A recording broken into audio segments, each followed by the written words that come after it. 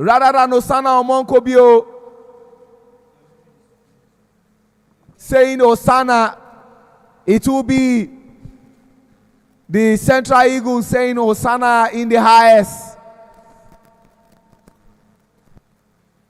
Out for a golden duck. Miracle Solomon is hoping for a miracle partnership. That has not happened. He's having a conversation with the man. Peter, help us talk us through that replay. Yeah, he feels that ball went off his bat, but if you look at that replay, there was no contact with the bat. It was straight plumb, straight on the pad, and good call by the umpire. That was a clean wicket, clear as a whistle. So it is already 2 wickets lost in consecutive balls. I would say Peter Aho is already on a hat-trick, and he's doing that against none other than his captain at the national side, Sylvester Okwe, who is going to be the most difficult player for this fielding side today as long as he's in a batting crease. I thought ahead is on a hat-trick, on the verge of getting a hat-trick, because 2 wickets gone now. If he gets this one, it means that will be a precious hat-trick. Precious in the sense that you are talking about the best batter of the Club Cricket Committee League, who scored about 8 half-centuries in the matches he played. And even in the first game against the Southern Sharks, he was the most valuable player, or call him the player of the match, whatever name you want to coin it. But if Peter Aho gets this wicket, not only will it be an hat-trick for him, but it will be a very precious wicket by virtue of the person who is in to bat, and that's Sylvester Okwe. It's a captain's battle. Who wins this battle? And the battle might have to stretch out a little bit longer as that ball was dotted. It is still 7 as it sits at, but this time 2 wickets are fallen in the space of 3 balls. 2 wickets, 2 overs completed, and there is the first wicket of Jimmy, who that hesitation came at a cost, took his bat away and gave that space, that late edge. I seen his ball getting caught behind, and this was that LBW, clean, clear, and the umpire's fingers were at the right point and the right height for the batter to understand that he is no longer needed in that crease and had to walk back to the stands. Peter, this is certainly not what Captain Sylvester Okwe envisaged, that after the second over, he will be into bat. But unfortunately, this is where they want them to be. And after 2 overs, they are on 7 runs for loss of 2 wickets. Current run rate is 3.50. And at this stage, the projected score will be 70. Miracle Solomon yet to score any runs.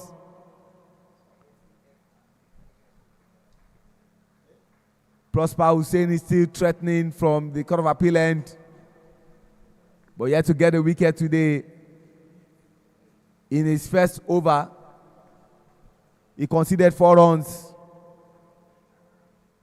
Let's see what he does. Miracle has faced 2 balls, yet to score any run. Sylvester Okwe has faced 1 ball, yet to score a run.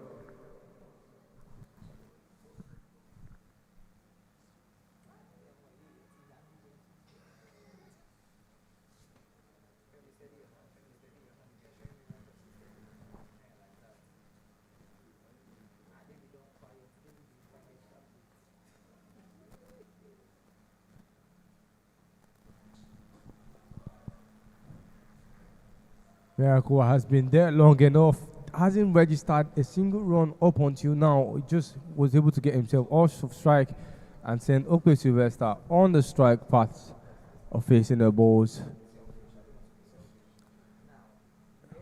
It is looking like it is a difficult task, seeing 2 quick wickets for the Northern Lions.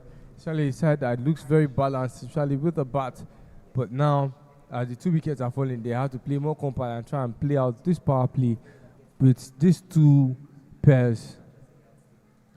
And he's found the gap already. I'm not surprised as he is. He knows who is bowling to him, and he expected and anticipated that ball from Prosper Husseini. The ball came, the first bounce, and into the gap, properly caught and directed by the captain.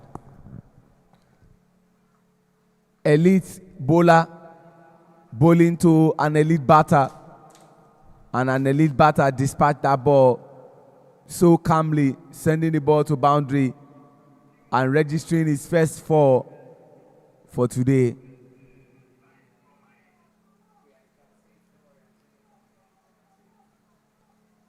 He needs to stabilize his game for his team. A lot is expected of him.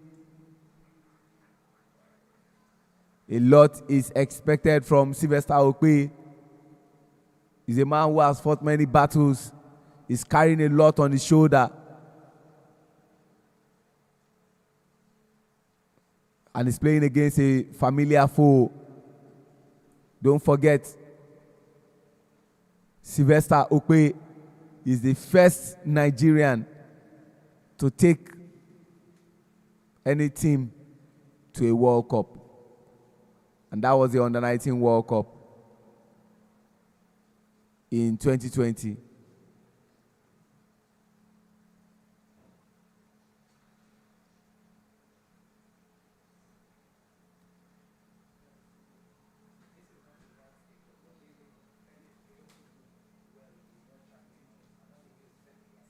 Prosper Hussaini.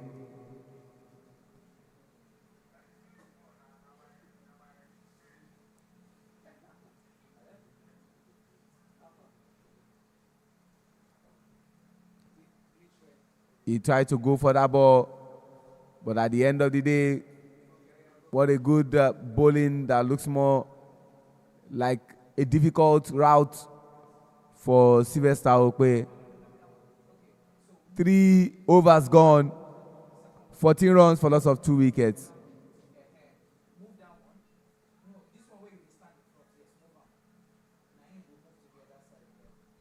The current run rate is at 4.67. And the projected score is 93. Things are getting better.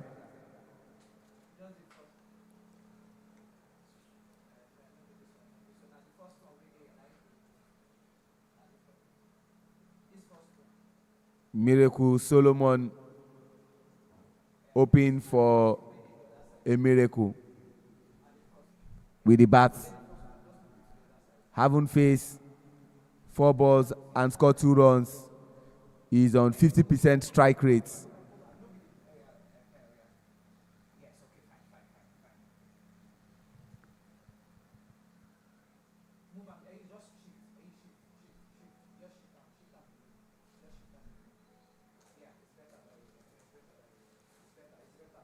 The umpire, Taiwo Oladunjoye,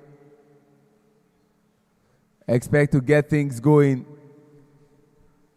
And they are looking at the time.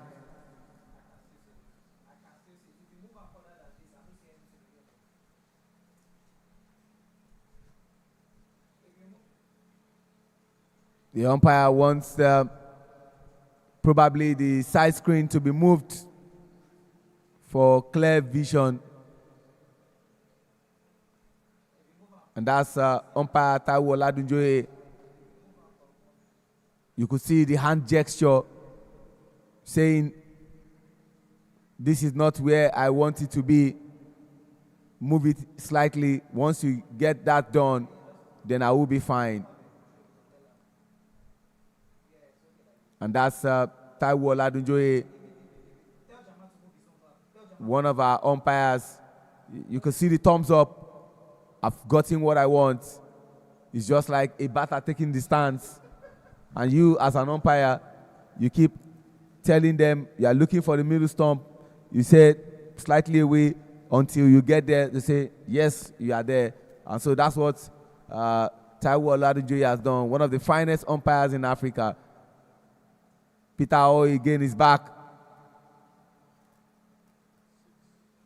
from the pavilion end.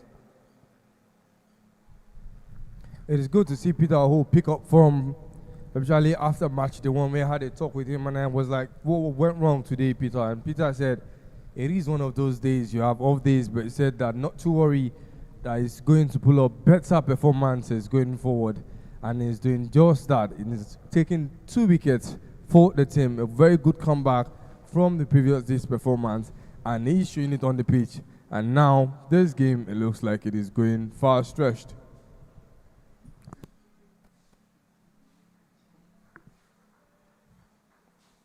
Slowly but surely, Miracle Solomon is doing what is expected of him.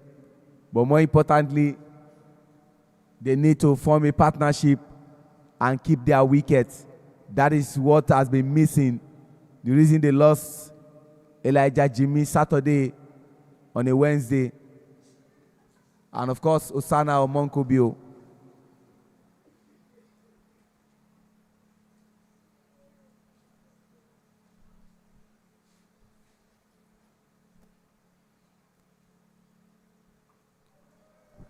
No, you don't do that to Sylvester. You do it today, tomorrow, twice on Sunday, you will be sent to that region.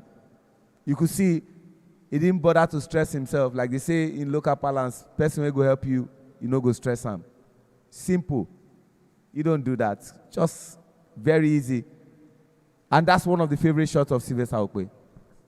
Yeah, that ball was already at the bounce and already outside of wicket. It was too short. It was a short, good length, and the height was there. What was needed, what was remaining, was that connection, and Sylvester got it. And he's been very excellent with finding the gaps in those kind of scenarios, and he just sent it to the boundary. Much needed boundary for this side.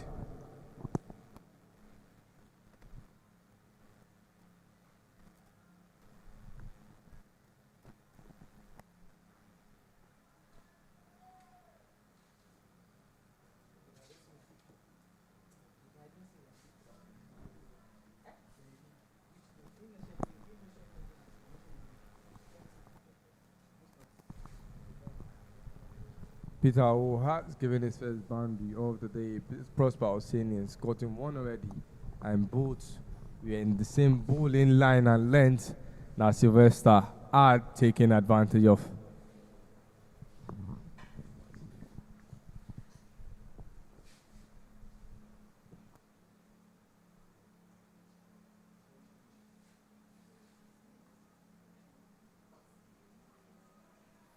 Oh, lovely piece of fielding there. Everybody putting their body behind the ball. And that was good to see of the man. Sometimes they call him Boniface, but his name is Emmanuel Boniface.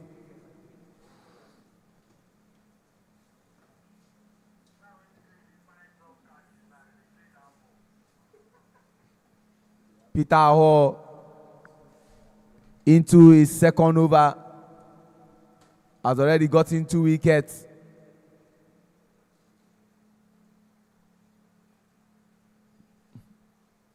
Miracle caressing the ball.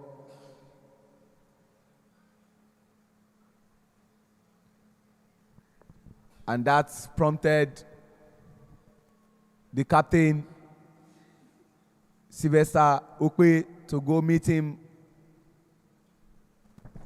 Now, the two of them are teammates, but at club level, they operate on different planes. One plays for an Ibadan Bay side, and one plays for Iwari Bay side. Sylvester Okwe, the captain, plays for Government College Ibadan Old Boys Cricket Club, while Miracle Solomon plays for Federal Government College Warri Old Student Association. 4 overs gone. 20 runs on board, 2 wickets down. The current run rate is not where they want to be, 5.00, and the projected score will be at 100. I must say that the power play have not been maximized.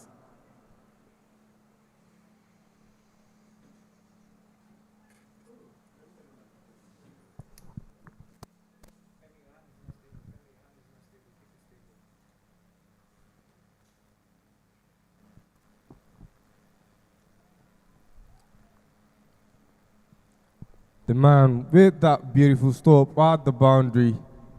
And the first match of the Central Eagles against the Eastern Elephants. He's taking the ball. Chima Akachuku.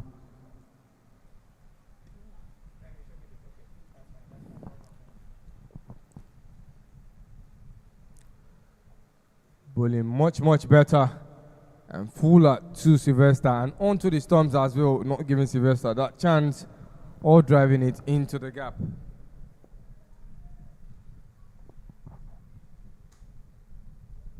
Two balls to dot, 4 more balls to go.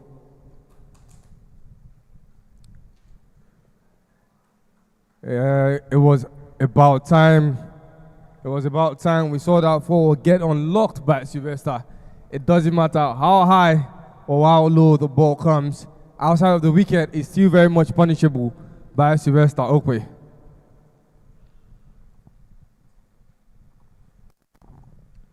That ball, after that one bounce, Sylvester had seen it, and he's been very excellent with finding the gap, cutting at will and cutting appropriately.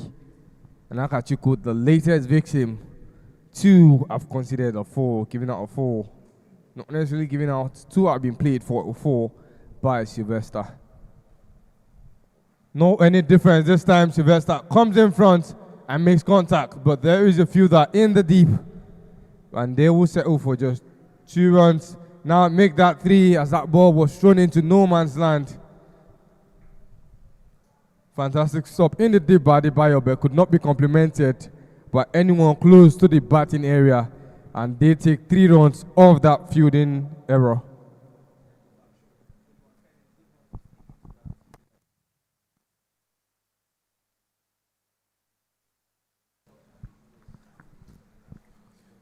Chima Akachuku into his first over, but more importantly, the 5th over of the entirety of today's game, match 6, day 3. Much better bowling and great awareness from the fielder, Emmanuel Boniface.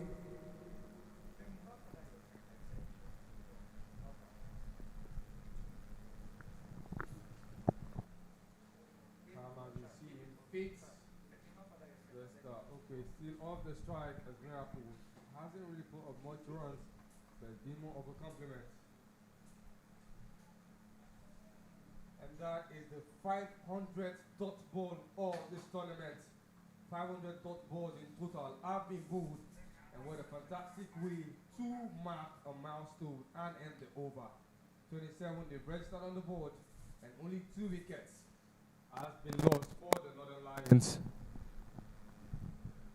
Excellent statistics put out there by Peter Oladoshu. That bowling from Chima Akachuku to Miracle Solomon ensured we registered the 500 dot ball of the Nigeria Super League, and that was achieved in match 6. And that brings us to the end of the power play.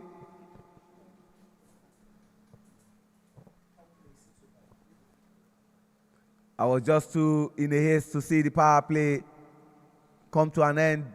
Maybe I am slightly unhappy about how the batting side have not taken advantage. Plays it up, and that is his teammates who wants to punish him.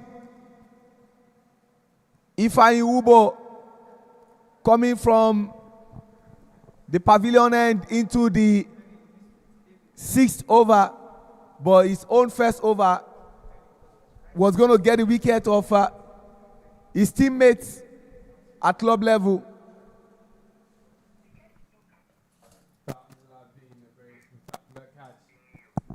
That would have been a very spectacular catch, given just how high that ball and how long it took in the air to descend. And corrections have been made there, Sylvester. Not trying to be as explosive, he's taking corrections, and he wants to wait for the back ball this time around, just dotting that ball. And now a new milestone can start to count. That is, it's now 501 dot ball so far in this tournament. Does it go all the way to the boundary 44? I guess not, as Boniface was there and give that ball a good chase close to the boundary ropes, and it's still that they will settle for Sylvester not really been playing at a comfortable spot, but still making sure that runs stick as the balls have been coming in variation, especially with the last two bowlers, Akachuku Chima and Ifeanyi Ubo, who have been rotating and bowling in different techniques to Sylvester. Okay, so he has had to think about the next ball.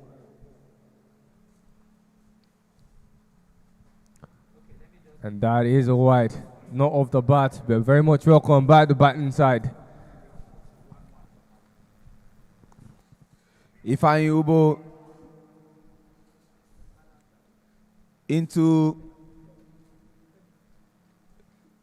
his first over, or more importantly, the sixth one.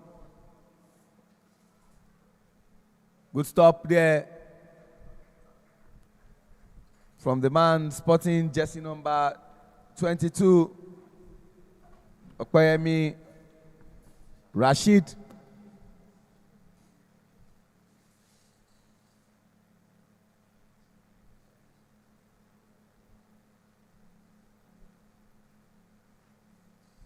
And of course, Ifeanyi Ubo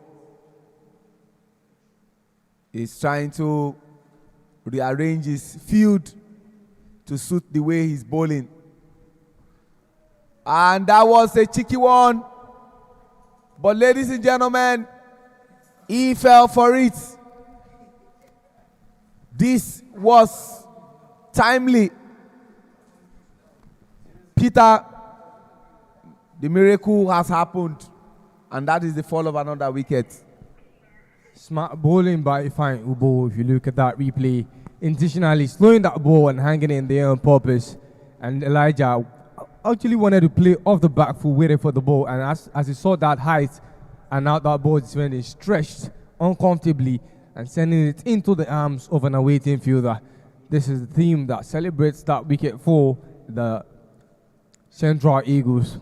Had a very tough game against the Eastern Elephants on match day 2, their first match that is, and they tend to make corrections. We've seen better bowling from the likes of Peter Ho, and we've seen tighter field setting being employed, making sure that there are no loose runs and there are better returns and faster returns in terms of returning the ball back to the keeper or the bowler himself.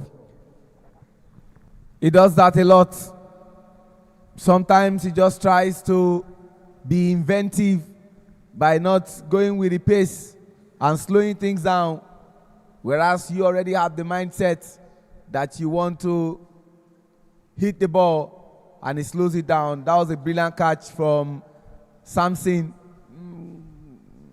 Well, it was so easy for him, but then Miracle, Osana Omonkobio, Elijah Jimmy Saturday, those are the 3 wickets that have been lost. And in comes a new batter, and that is Oyengba, who sports jersey number 22. And Oyengba plays for the same club with the man who just lost his wicket. They both play for Federal Government College, Warri Old Student Association. And the first thing is to see what exactly he is doing, and that's Ifeanyi Ubo. For those who don't know, Ifeanyi Ubo is the first Nigerian ever to win a player of the match at a World Cup. And that was in year 2020 when Nigeria qualified for our first ever World Cup in South Africa. Unfortunately, going for your first ever World Cup, you were pitted in the group of death. Australia, England, West Indies, all these countries at some point in time have won the World Cup before. After the end of the power play, it is 34 runs for loss of 3 wickets. The current run rate, okay, before I get to that, Elijah Saturday scored 5 runs from 9 balls. He faced Miracle Solomon scored 3 runs from 10 balls he faced. Osana Omonkobio didn't score any run at all. Sylvester Okpe is currently batting 22 runs. He has from 15 balls, and Isaac Oyengba is just joining in. He has an 100% strike rate. The projected score at this stage will be 113 because the current run rate is at 5.67. We've just come to the end of the power play, and let's see who Captain Peter Hall will give the responsibility to after the power play. But from what I see here, they say if it's not broken, you don't fix it. They are coming back to Chima Akachukwu. You know, like I said, Shinwa, I said there's always a first time for everything. And for the first time in the comments box, you're going to be hearing the voice of AJ Boris as he will come and talk us through the rest of this inning as the game progresses. Thank you very much, Peter. It's a pleasure to be here. Always nice to come around this sunny day of cricket. Very beautiful cricket to watch. Shinwa Digbagba, good afternoon to you. Yeah, good afternoon, Ajao Grace. It's a pleasure to have you at the commentary position, and the signal by the umpire, Temitope Oniko Ijabar, indicates that that's a dead ball. That ball should be retaken again. Yeah, thank you very much, Sean. It's a pleasure to be here with you as well. A nice strike there. Finds extra cover and thrown back quickly just for a single. Beautiful fielding there.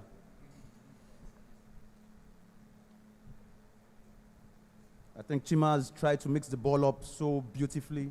He's got a lot of ball work in his artillery.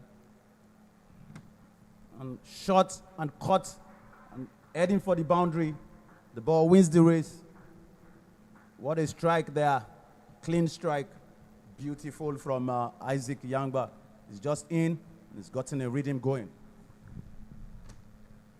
Well, Ajao, that's the man that everybody wants to see bat.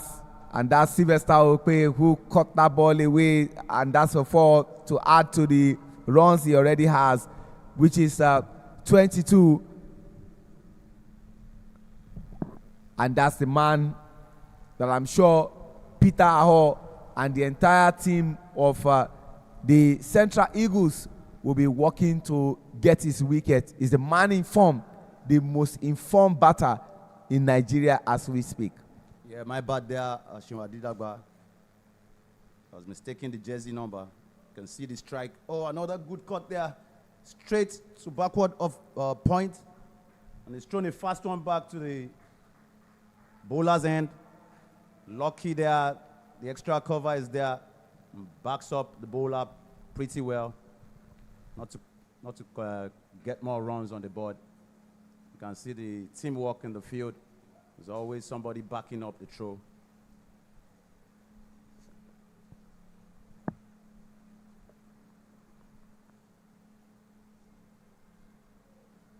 Much better bowling there from Chima Akachukwu, who had to tell his teammate Ifeanyi Ubo, slow things down a bit, let them work for the runs. Let's not give extra runs or call it unnecessary runs. The reason you saw that one run that happened. Whoa. And he's taking the field on. Brilliant, brilliant there. They've gotten a single from there. You can see the awareness of the captain there, Sylvester Okpe. He's batting pretty well. He has to do that for his team, and he's doing it very well. You can say that again, but the replay will show you that there was a bit of sloppy fielding on the part of Waris. But let's tell you how the Central Eagles have performed in the bowling. Oseni Prosper has bowled 2 overs, yet to get a wicket. Peter O has bowled 2 overs, considered 9 runs, and has 2 wickets to his credit. Chima Akachukwu bowled 2 overs, no wicket yet, 14 runs. And Ifeanyi Ubo, 1 wicket to his credit, 7 runs in 1 over. That's how things have panned out. And after 7 overs, 3 extras have been bowled. And you want to say that this is much better from Central Eagles as compared to what we saw against the Eastern Elephant, where there were too many extras after the 7th over. Brilliant display there. Brilliant display there by the Northern Lions. Controlled things perfectly. They're trying another single there, another quick single there. Chiki off the pads.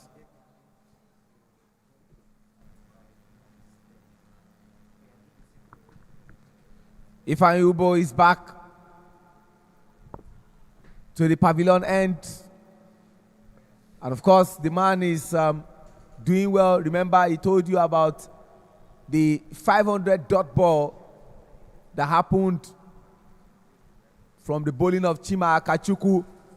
Oh, he's picked the ball up perfectly and a drop catch there at the boundary. Long on, he's dropped the catch. That man I'm looking at looks like a Yoku. Okay, he's dropped a dolly. Can you beat that? That was directly to him on the boundary. I don't know, his fingers hot, but you should take that. That's a regulation catch. At this point of the match, I'm sure the captain will believe it with him. Should take that catch. There's no excuse about that, but I think he's hot now. He needs some medical attention. I'm sure Karim Ayoku will say to himself, how did that happen? This was the wicket we wanted. A dropped catch, reminiscent of what we saw happening to a certain Jima Abdurrahman against Salim Salau. And after all said and done, Salim Salau went on to score 83 runs in that game where they dropped 7 catches. The physio of the national team is working on Karim Ayoku, and they are hoping he's going to be back. But I hope they don't live to regret this dropped catch, because even Sylvester Okwe Ajao already had the mindset of, am I done with my batting? Yes, I think he was going to take a walk. He was going to take a walk. It was played directly to, sorry. He was taking a walk.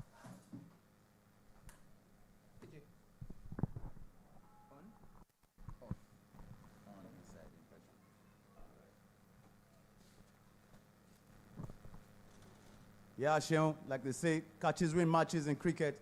You can't afford to drop regulation catches. We can give you, if it's breezy and the ball is moving in the air and you're trying to get under it, or it's sunny, but this is perfect condition. No sun up in the air like that. Came directly to him, but he's dropped it. One of those things, like you said, I hope they don't live to regret it. Most of the time you live to regret it because you don't give batsmen like this, that is in form, this kind of opportunities. So I agree with you 200% regarding not giving a batter of that stature a second life, just one life, else you might get punished. But I'm sure Ifeanyi Ubo will be thinking about what next to do to his teammates at national team level, I mean under 19 where they play together, and now at club level where they both represent Government College Ibadan Old Boys Cricket Club, the champions of the CCC. Oh, lovely ball there. And Sylvester decided to leave that ball in the channel. Kind of too close for a cut shot, so he's made the right decision to leave the ball. They say when it's too close, you leave it. When it's giving you that width, then you go for it. And another one there, pretty good bowling, picking 2 dot balls in a row. Good comeback from Ifeanyi Ubo. Shows a lot of thinking in his bowling. He wants to get him, like you said, there's this rivalry. We call it LD rivalry. It's always good to play against your teammates sometimes. It's happening here live at the TBS. Cricket over. Oh, he's giving him that weight. He's cut it away, but directly to point. And no run there. He's picked up 3 dot balls on the trot. That's brilliant bowling there. Trying to keep that current run rate at about 5 for the past 2-3 overs, which is decent.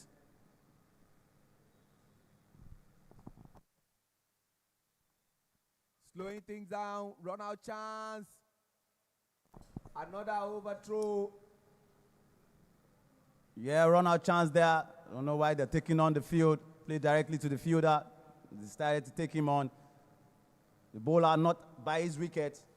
So the fielder, no one to throw it to, ended up hitting the umpire. I hope he doesn't hurt too much. The umpire's gotten something on his body there. That brings us to the end of that over. Brilliant bowling by Ifeanyi Ubah. The Northern Lions squeezing out 4 runs from that over. Still making sure the run rate is going at +5 per over, which is healthy at this level of the game. 46 runs for loss of 3 wickets after 8 overs. The current run rate is slowly moving. 5.75, they will need more than that. And the projected score at this level is 115, which by all standard looks like a low score in a T20 game of this stature.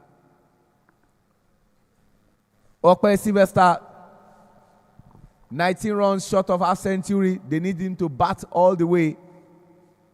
And Isaac Oyengba, yet to get into the groove, haven't faced 6 balls and scored 4 runs.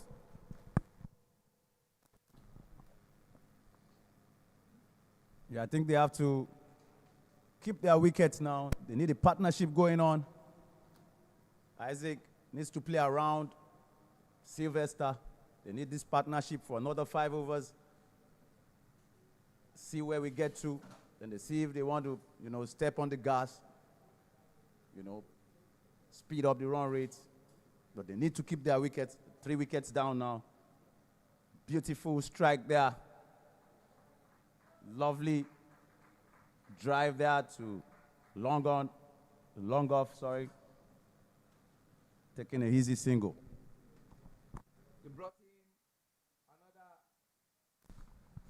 They brought in a bowler to replace Chima Akachukwu and probably slow things down. Their first spinner for today. And that is Aziz Waris, under 19 player who played under the former captain Ridwan Karim Ghaffar. Karim Ghaffar plays his club cricket for Ibeju Lekki Cricket Club 1, but at this elite competition called the Nigeria Super League, he plays for the Eastern Elephants. What a chance there. Played back directly at the bowler. Waris has dropped that catch. We talk about bowler awareness. It's not done. You're not done after delivering the ball. You're also a fielder on the field.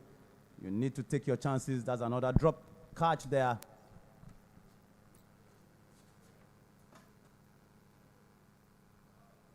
Beautiful shot there. Moving back, creating some space, and slapping the ball straight to point, getting 1 run from there. You see they're rotating the strike perfectly. They should just do this and continue to do this, wait for the bad balls and then, jump on them. Waris not bowling badly as well. A brilliant shot again, just rotating the strike, just keeping the board ticking, which is very good. You need to do that. You don't need too many dot balls. And that brings us to the end of the night over. 51 for loss of 3 wickets. The current run rate at 5.67. And see that again, the partnership. Elijah Saturday, Jimmy, and Miracle Solomon faced 10 balls, scored 7 runs. Osana Omonkobio and Miracle Solomon didn't score any run, haven't faced just 1 ball. Okpe Sylvester and Miracle Solomon combined to face 24 balls and they scored 26 runs. And currently, Okpe Sylvester and Isaac Oyengba have faced 19 balls and scored 18 runs. That's how things are yet to bat. The likes of Akere Isesele, Karim Ridwan, Becky Mubarak Kehinde, Rainet Osage, and of course, Eweka Ogbemudia. We're getting into the last over for the drinks break to happen. And that means we would have halved the first innings. Here comes the former captain of Government College, Ughelli Cricket Club, and left that club to represent another government club. That's Government College by the Old Boys Cricket Club, the league champions. Adebayo Samson, who represents the pace setter of your state.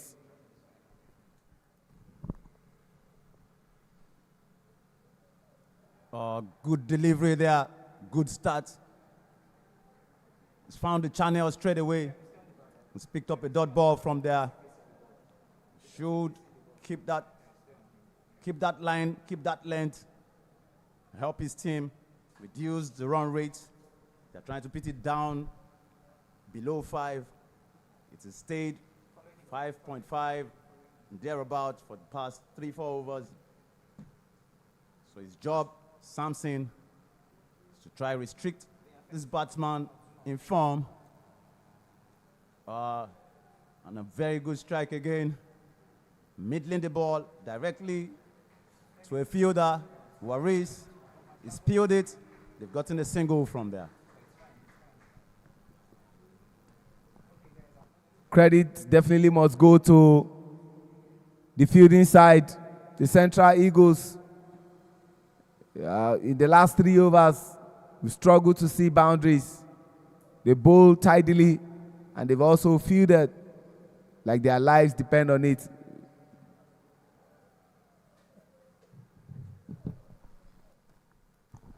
Another misfield there. We don't want to see things like that. You want to pick up the ball cleanly, return it to the bowler or to the wicket keeper. Accordingly, spill that. Another run there. The Northern Lions still chipping away, getting the much needed singles, and now that's a beautifully cut shot, late cut. They're picking up a double from there, easy double, and it still keeps taking. Sheon Ajidagba. You can say that again. Into the 10th over, but more importantly, the first over for Adebayo Samson.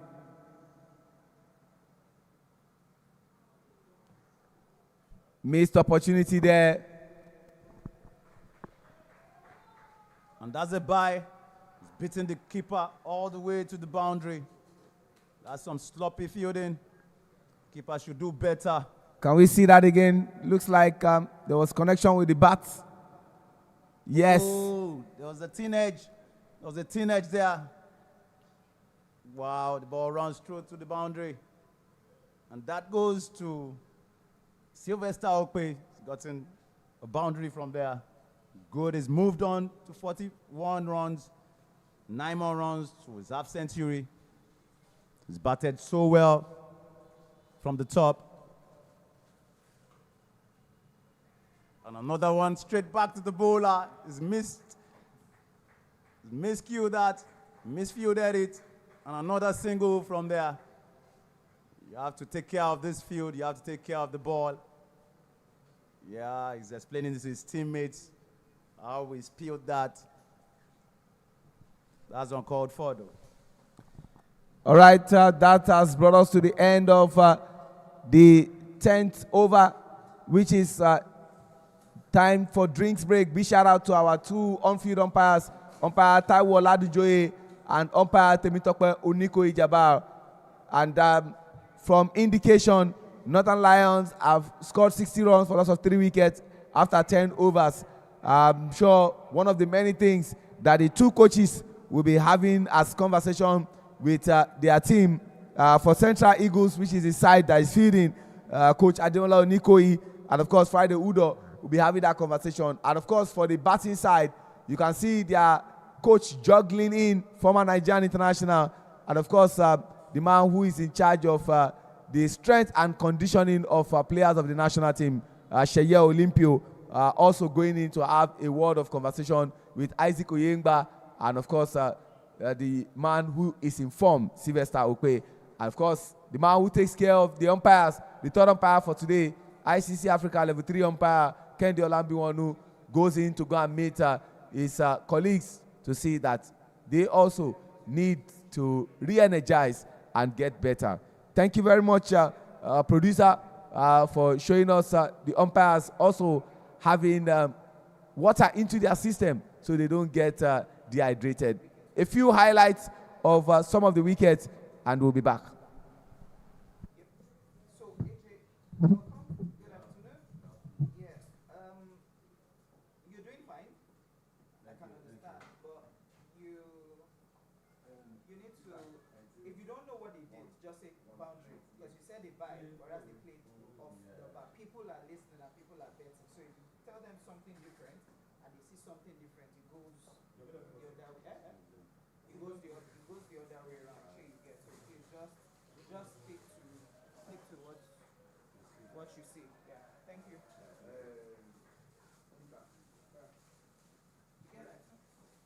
And then who get that IC charger? Serious? Yes. I want you to charge this. Alpha. Okay. You don't give me shit. I'm not the commentator. As in, I want that. Where my own shirt? Where my shirt? Look at the camera. I swear, I'm not going to see. I'm broken to us. See, I'm not going to see my coat. Okay. Don't use my voice. Shebi na me go provide them. Shebi na me go provide them na mic.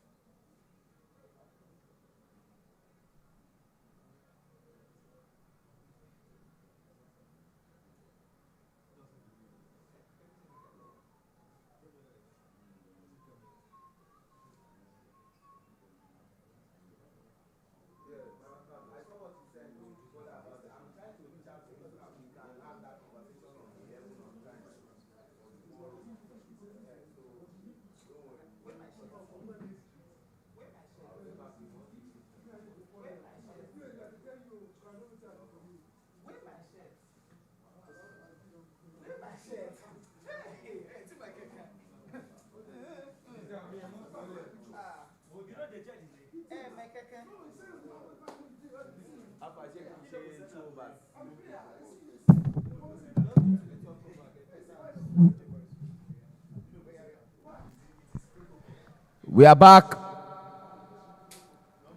I've always said that drinks break does two things. It's either it re-energizes the batting side or it makes the fielding side get better to get wickets. Waris is back. And no run there because it's from a captain to another captain. Rightly said, Sheon Adidagba. There's this mystic round, the water break. Oh, they cut in between. And how was that? That's a run out. Played directly to the fielder. They've taken him on. He's picked up the ball perfectly, Peter Aho, and he's made a beautiful decision, thrown it back to the wicketkeeper for a beautiful run out there. They've gotten Isaac. This is unnecessary. There was no pressure. And you've lost another wicket, Sheon. And that's the wicket of Isaac Oyengba. See that again on replay. We have always said it that the surest end to throw the ball to as a fielder is the wicket keeper. But sometimes some persons will say wicket keeper because they don't want you to bat again in the batting crease. And you don't do that to Salim Salah, who has got eye for stomping batters. And that was what happened to Isaac Oyengba, who is leaving a dejected figure. And that is the fourth wicket of the Northern Lions.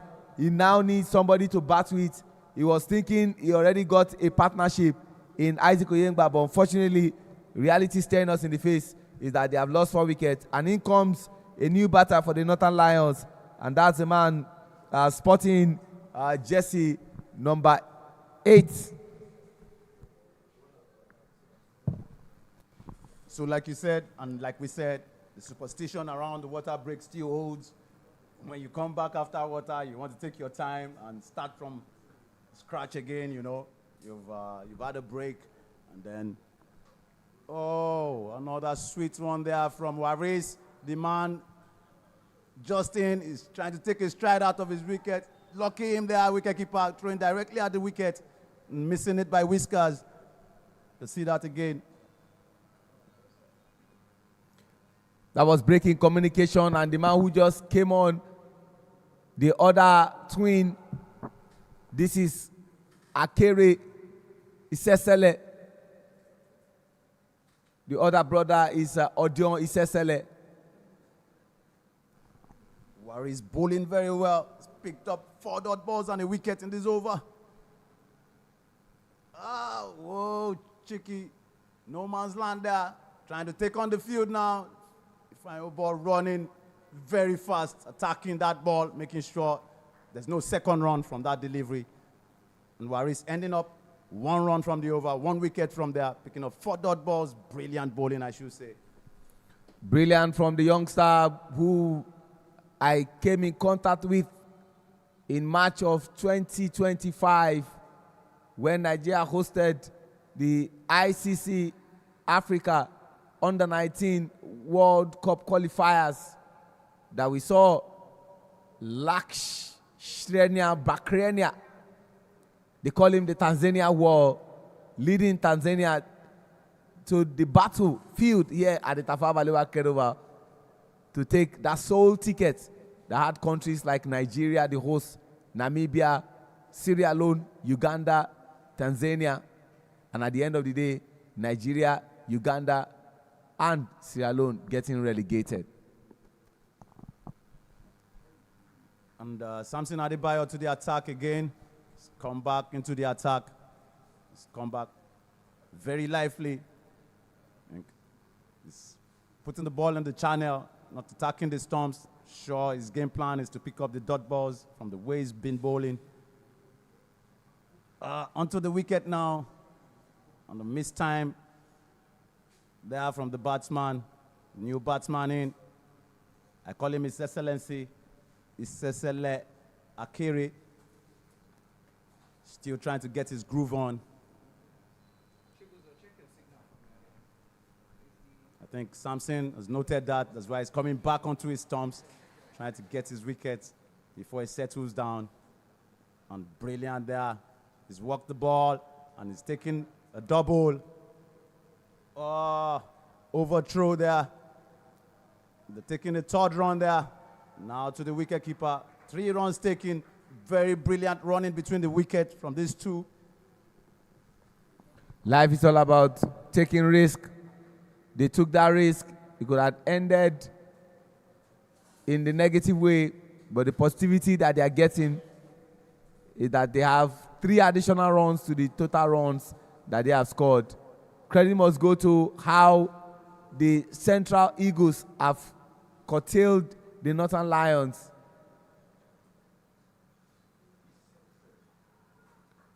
A run-out chance. And it's gone, it's gone, it's gone. Directed from the guy at Gully. That was again a ball directed at the fielder. And you've decided to take him on. It's unnecessary at this level. In tennis, we call it unforced errors. You know, you've made this error out of your own judgment, not from the opposition forcing you to make mistakes. Because you saw clearly there the ball was rolling down to Gully. We can see that again on replay. Off the deck, going straight to Gully. He picks it up beautifully and hits the wicket.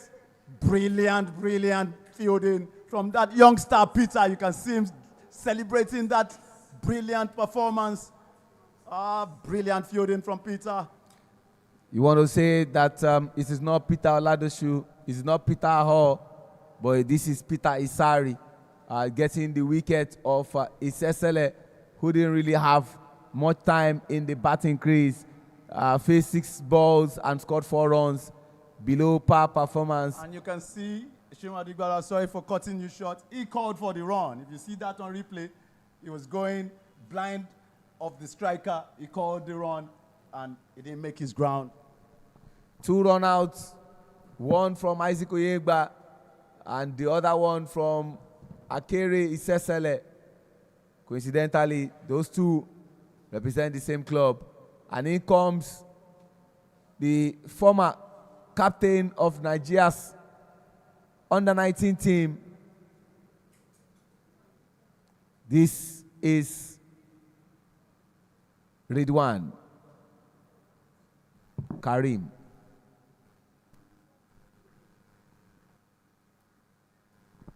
We now have 2 elite batters who have to play out the overs and possibly score runs. On his day, he can single-handedly wreck a team.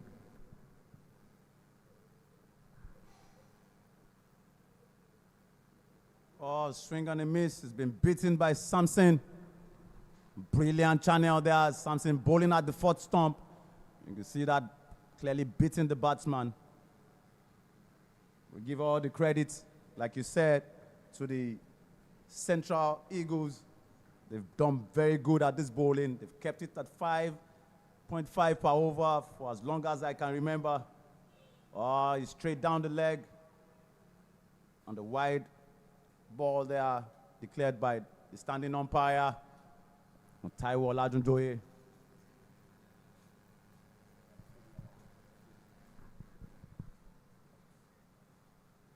I must commend what Samson is doing. Appeal. You don't want that index finger of umpires to go up as a batter, but as a fielder or as a bowler, you would love to see that hand go up. But Taiwo Oladunjoye is not interested in the appeal of Samson. All he's interested is, come get the hat you gave me and let's continue with the game. That was close, really, really close. You can see Samson, you know, appealing with all his heart. That was close, that was really close, but, you know, we can't say. The standing umpire has the last say and has decided to go with not out. 12 overs gone. The Northern Lions are 65 for 5. And their current run rates have not left that 5-over region. 5.42 is what they are currently doing. And at this stage, the projected score will be 108, which again, we have to say is a low total. That shows you how brilliant the fielding has been. You can see keeping them around that 5+ runs per over, like you said. Very great job. Fielding is not that easy. They've made it look easy from the run-outs and the way they've presented themselves on the field. A new bowler from the appeal court end. And is jersey number 18. Emmanuel Oladejo.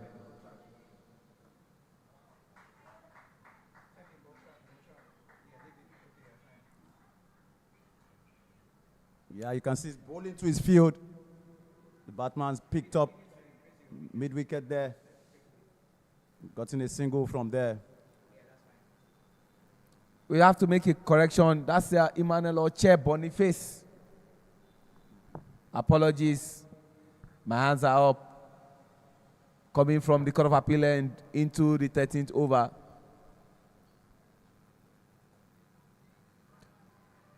Appeal. Not out, says Temitope Onikoye. Not convinced. That appeal, I think, was half-heartedly by the bowler as well.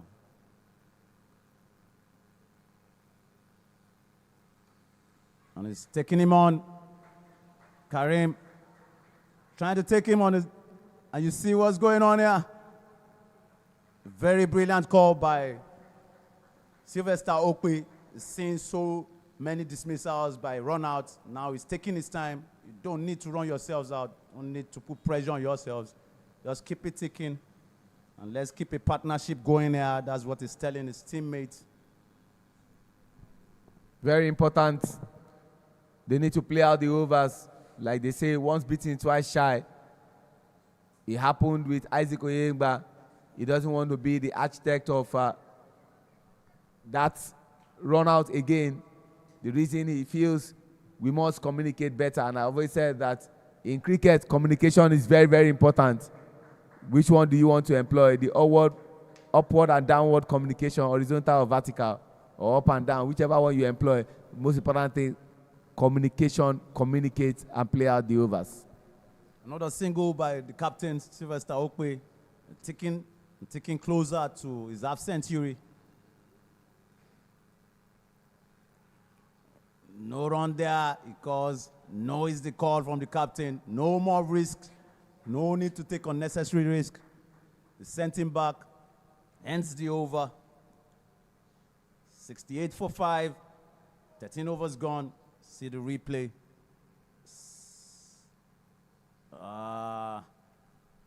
That's too much on the height. And I think it's drifting down, was drifting down leg. No says to Dr. Nikwe. Northern Lions won the toss and elected to bat. That was the decision of Captain Sylvester Okwe. And he said, the field is a batting surface. The field is a batting surface. The reason I want to bat. The same thing he also wanted to do, Peter Aho, but unfortunately he lost the toss. Played on. The captain has played that ball on. Samson has gotten his wicket, he's gotten his man. The man they need so much is giving him that cutter. I think he's taking the inner edge onto his stumps. Can see he's not happy with himself. So close to that half century.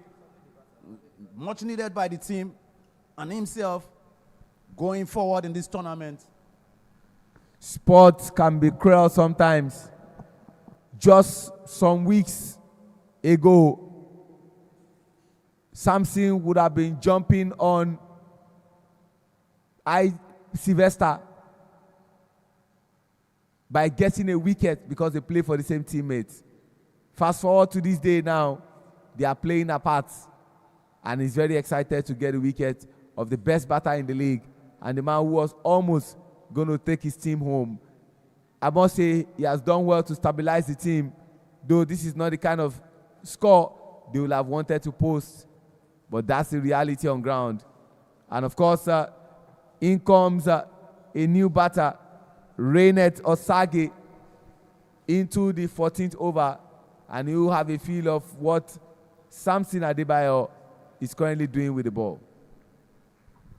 Shinwa Didagba, you can see the current run rate, dropping closer to 5.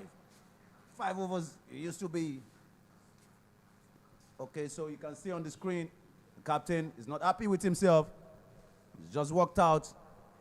He needed to score that half century, boost his team morale, boost his own personal morale as well.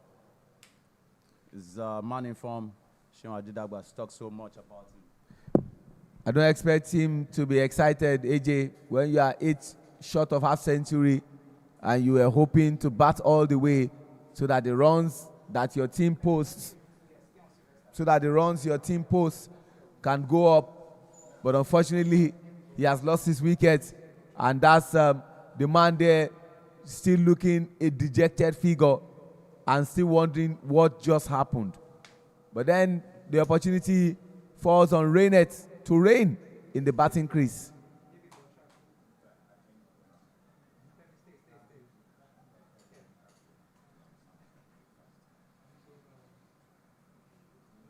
He had to take out his pads, and that's where the reality has dawned on him that I am no longer batting. Thank you, all the guys behind the camera, for giving us what exactly we want. We are just some 4 good ball shots of what is this? Run out chance. Where is Karim running to Ajao? I recall when he was leaving the batting crease, even when he was feeling dejected, he passed an instruction to Karim, take over from where I stopped. I'm sure that's not the instruction Karim was trying to play at, because he just took off from the non-strikers and now he's gotten a single. Reinert gotten a single from there. You know, two new batters in the crease calls for some shaky moments. You know, nerves, a lot of nerves, a lot of pressure here. You know, they need to calm their nerves down, get a partnership going on. And the only way you do that is by rotating the strike, not really going big. Just try to run and get the sweat out of your body, and you feel more comfortable playing. Yeah, another cheeky one there. Another single. Another beautiful over here by Samson. Picked up a wicket, 2 dot balls, and 2 singles. Brilliant bowling. He's brought this current run rate almost to 5 from about 5.5 per over. It's a brilliant job he's doing. Every dot ball counts. He's dug that out brilliantly. The batsman Reinert has a yorker. And another fielding there. Good fielding, good backup. You know, not the best of throws, but, you know, bodies are behind the ball, making sure that no extra runs are taken from there. 14 overs gone, 71 for 6. And the current run rate is at 5.07. The projected score is at 101. For that single scored by the youngster, it's time for me to bring in someone who is also single. But I'm not saying the single that you know. He likes to play the single. Peter Oladosun. Welcome, Peter. Welcome. Always a pleasure. Always a pleasure. I don't understand Sheon so well about the singles, Peter. Well, it is back, so it is good to be back for the last 36 balls of this inning. And this is not like the Northern Lions we are used to seeing. Briefly fixed and couldn't deal with it in that deep. Went low, but the ball stayed lower.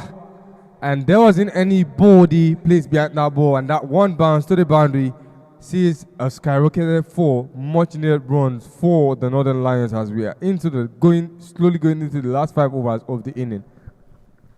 The misfield there at the boundary, unnecessary. You put your body behind, like we say when we coach fielding. There should be body behind.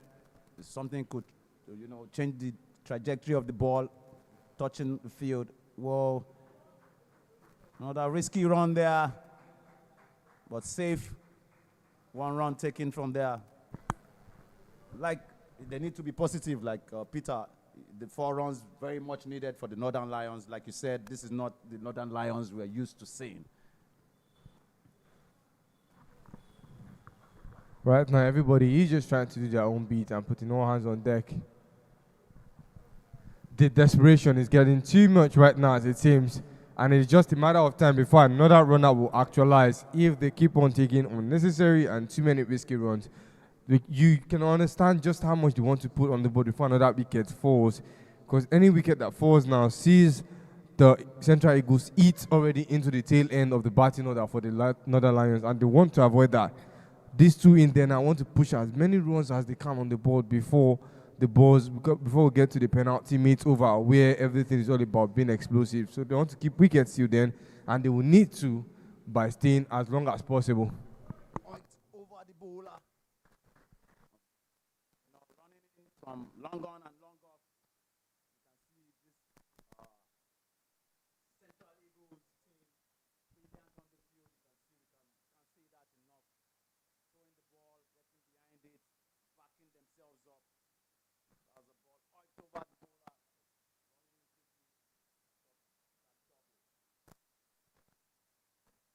Bowling from Waris, bowling to his field, which is very important. That brings us to the end of the over. Is 78 runs, 6 wickets down, 15 overs gone, and this beautiful match of cricket. Very brilliant matchup. I think it's balanced. Yeah, and if you look at the partnership, only two partnerships have gone beyond double figure, and that's the one of Sylvester Okwe and Miracle Solomon, as well as Sylvester Okwe and Isaac Oyemba, with Sylvester contributing majority of those runs, playing 22 off the bat in the first one and 20 off the bat in the second. No other parting batter for the Northern Lions has been able to amass double figures. Rainet seems to be the closest, but he still needs to do much better. And as double figures will not just be enough for the runs that they will need to defend coming into the second innings against a team as good as the Central Eagles. You can say that again, Peter. Now, captain has decided to pick up the ball. Peter Aho. And when he picks up the ball at this level of the game, you know what his intentions are. He wants to wrap it up, hit into the tail, and get the job done. Shot, not handled properly, but got a single from there, Rainet.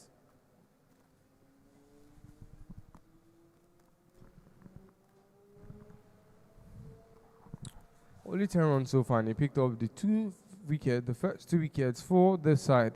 Stayed back a little bit and then decided to come. In the first game, he started off at the Court of Appeal and bowled 2 overs from that end. Didn't really find his rhythm until he came to the pavilion end where the runs were suppressed. The runs weren't as much as they were in the first 2 overs, and I think he decided to continue from there, and he has found his good luck charm. That's another catch there. Too much pressure. Beautiful catch there from the fielder, Chima Kachuku. Ball played directly to him by Karim. Ridwan has lost his wicket. Brilliant bowling from the captain. Captain is happy. He's bowled to his field, and the field has taken a beautiful catch to complement that beautiful bowling. Let's see that again on replay. Could have tried to kill that ball, but with the intention was there, and it was to hit from the very moment that ball, even before that ball was released. And at that point, and from that swinging, the contact was at the wrong point or the middle of the bar where the batter wasn't in control of wherever direction that ball goes to. And in the safe hands of Spectacular Chima, it was always clear that it was going to be caught. Yeah, you don't play that kind of lollipop to Chima. Chima is outstanding fielder, an outstanding fielder. We saw one of the catches in the first game was all in the air, picked up that beautiful catch. Okay, punched the ball back into the field. Can see the effort he puts into the fielding. Chima, very commendable youngster from, brilliant there. The clip of the pad, service area we call it. He's picked up a boundary there. Brilliant Becky. The man just in, he knows what his team needs. They need to put more runs on board. You need to take some risk here. Yeah, beautifully punched, saw that ball on the leg side and just had his bat and wrist movement in check. All he had needed was contact into that vast open field and get that boost in runs for the Northern Lions. They are still behind. The overs aren't much anymore, but it's enough to try and register a lot more on the board. Very well said, Peter. Not straying down the leg this time. He's gone back on the money, and you can see Becky checking back. You know, you don't want no freebies. You want to be on the money. You want to make sure the bat, struggles to get the runs. I'm sure he's not happy about that and his comeback stronger. Good comeback from Peter to pick up that dot ball after that boundary. When you bowling is a thinking game. You need to have variety. The slower ball, many other options. But you need to work on it to perfect it, because if you try too many things, sometimes you miss your line. Another run there, just a single, driven into the gap. Direct hit through, but will not be a wicket as Becky is the man currently off strike. Becky has actually gone off to a good start. 5 runs off the first 3 balls faced, and Rainet has a chance to get into double figures. Sylvester did his best to the bat and just had to see himself go out when the team was in desperate need for more runs. But he has done his part, and it is now in the hands of Becky and Rennet to try and put these runs at a competitive rate. It is, as it stands, it is quite low. If the game ends in this region, this will be the lowest score any team has put up in the Nigerian Super League. It's gone hard and strong, but won't get that boundary he's looking for. Brilliant fielding. Stopped him there. And 2 runs from there. Comes to the end of that over. Rennet moving to 11 off 10 balls. Becky staying at 5 off 3 balls. Positive from these 2. They need to continue to play like this and see the game through and try push these runs over 108 now. Projected score 108. They need to do better to get a competitive score on board.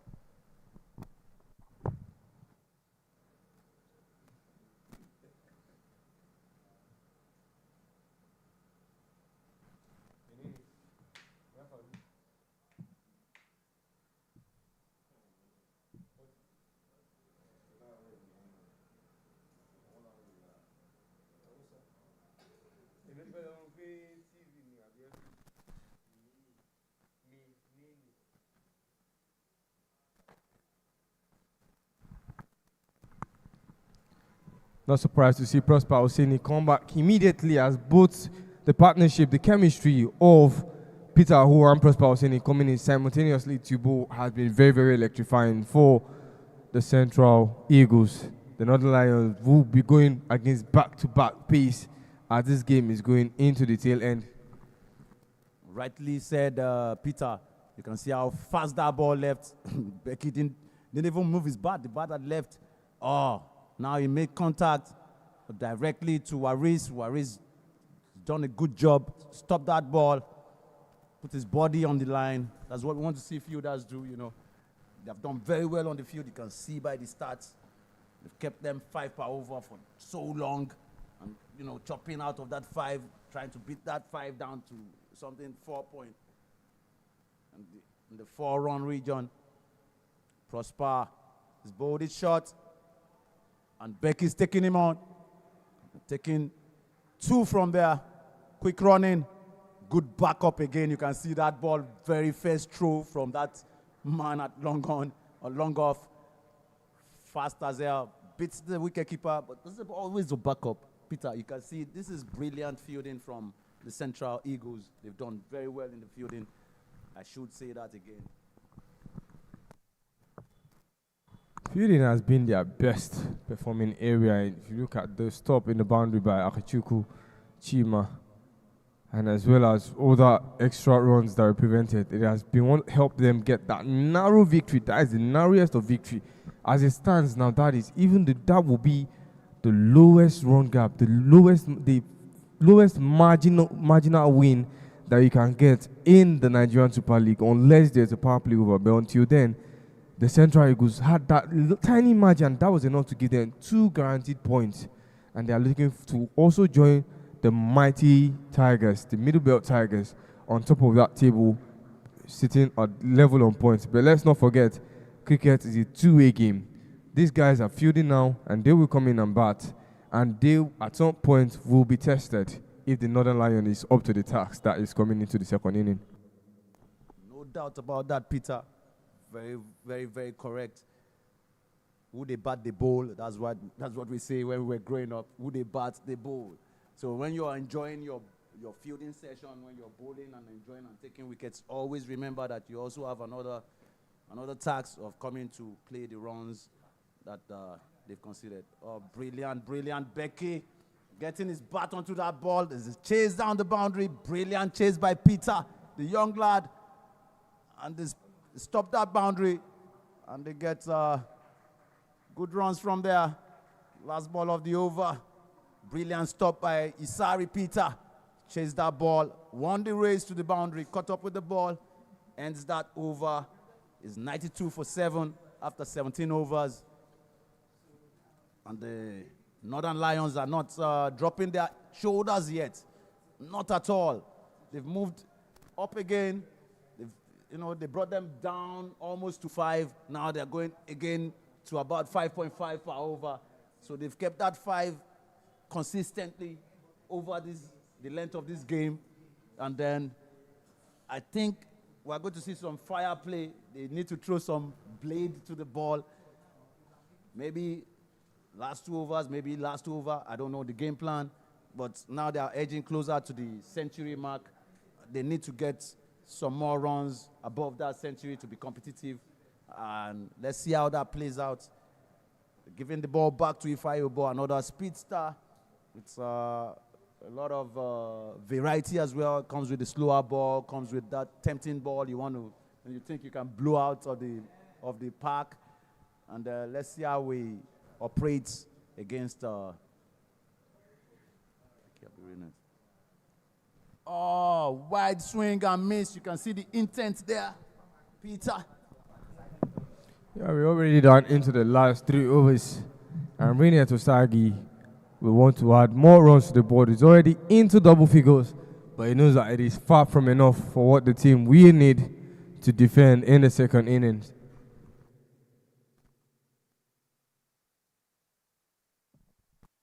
Brilliant bowling from Ifeanyi Ubah. You can see a delay in that ball, a slower ball. And Becky had to wait, or Renette had to wait a shade of a second. Got 1 run from there. He was looking to throw his arms, but he saw that ball slower. He had to just calm his nerves down. Got in a single from there. You can see Ifeanyi Ubah thinking, what do I do? Another slower ball, you can see. And the run taken there. Good awareness from Rene to call Becky. Becky was not out to take a run. Didn't know where the ball was. But Rene has called him, and they've gotten a run from there. It's very important they keep the ball ticking. Keep this ball ticking. Let's see what happens in the last 2 overs.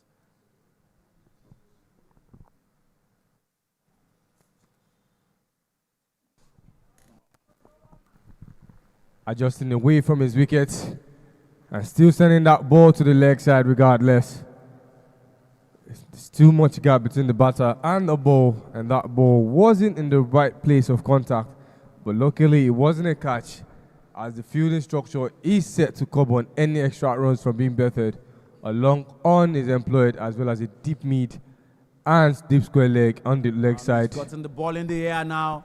Becky, somebody's under it. It's taking the very good catch. Easy dolly there. He's gotten under it and it's taken that catch. And again, we give credit to the Central Eagles. They've done very well on the field. They've eaten into this batting lineup of the Central Eagles. Yeah, you can look at that tail end. Becky already had it established, all that bounce, but didn't pick it at the right time and with it until that ball was already in. And that ball could always go launched in the sky. And good field placement by Ifeanyi Ubah, keeping Adebayo at that long on. Adebayo, they had 3 fielders on the leg side, all outside. That is a deep square leg, a deep mid wicket, and a long on. And all 3 have kept themselves busy, with that catch being a result of the tactical awareness and approach by Peter Aho. Tells you just how much experience he has internationally and domestically. Brilliant captaincy from Peter. The field setting, you can see the boundary riders. Brilliant catch by Adebayo Samson. Very, very good fielder. Awareness. 100. And they're doing everything in their power to get this done and dusted. Trying to keep them under 100 still. Oh, what a delivery. That's supposed to be a slower ball. I wonder what came out of Ifeanyi's arms. No ball there signaled by the umpire. I think he's trying too hard. Peter. Yeah, this is one of the few no balls we've seen. We saw Abolari Rashid bowl the first full toss no ball of the Nigerian Super League. And now we're seeing Ifeanyi bowl outside of the batting crease. Another full toss delivery there, slower. Managed to get a bat on it. And that's a double there. They had to run fast to get that double. They need as much as they can now. They need to throw everything at it. Brings us to the end of the 18th over. The 98 runs for 8 wickets. Brilliant performance by the ball, by the Central Eagles. They've done very well. Last 12 balls, sure, we want to go explosive. We want to see some. You can see how the batters are going about being explosive. It's not technically sound. You don't throw your body everywhere on the field. As a batsman, you need to keep your compact body to be able to push that ball, to be able to middle that ball and get enough power behind the ball to get it over the ropes. But when you throw your leg onto the leg side and you open up your body and you're scattered everywhere, it's guaranteed the ball won't go far. You probably hang it somewhere in the air and chance for the fielders to take catches. So you need to be technical about the way you go about slogging. Chima Kachuku is coming from the appeal court end. Inner edge there by Rainet gets a single from there. Peter Sai at the fine leg area stopped that ball. Could only get a single from it. Yeah, not any change done into the bowling lineup. As regards to the first two matches of the first match of today, we saw new individuals take out the ball for the first time. This time they've decided to stick with what works best. And now, for the first time, Northern Lions cannot have a taste of their own medicine when they went up against the Southern Sharks and restricting them to 89 all out. This is close to a century, but they were actually under a lot of pressure after when the wickets started to fall very quickly. And now they can see and have a taste of what they've been doing as well. This is brilliant bowling at the depth of the inning. Chima Kachuku has picked up a couple of dot balls there. One run off his first delivery, He's picked up 2 dot balls afterwards. You can see he's bowling into the channel. He's not attacking the stumps. And now they've gotten a bat to it and a quick single from there. They won't mind. Brings up a century for the Northern Eagles. Century up for them. They've worked hard for this century. They fought so hard from the captain playing the captain's role from the top. Oh, wide ball delivered there by... That's another slower ball, Peter. Bowling in variations. It's already into the tail end batting over, where you meet batters with lesser experience and all they just want to do is slug it out once they know that in the penalty mate's over. And what he's trying to do is get that ball in the air. And I'm not surprised he finally makes contact. Rainet stepping up late in the game, but very much necessary. 107 he sits at with that beautiful maximum. You can see that again on replay. Rainet oiking that ball to the cow corner. He's done that very well. Ball coming out of the middle of the bat, going all the way for maximum, which is very much needed, very much required of this team, required of Rainet. He's a man that can do it. He can bat, and he has shown that he can bat. He needs to bat and see this game through.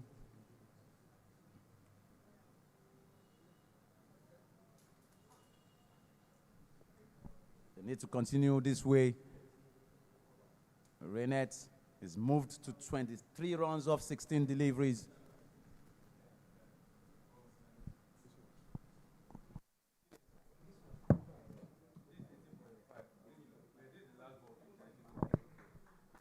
Brilliant batting from Rainet.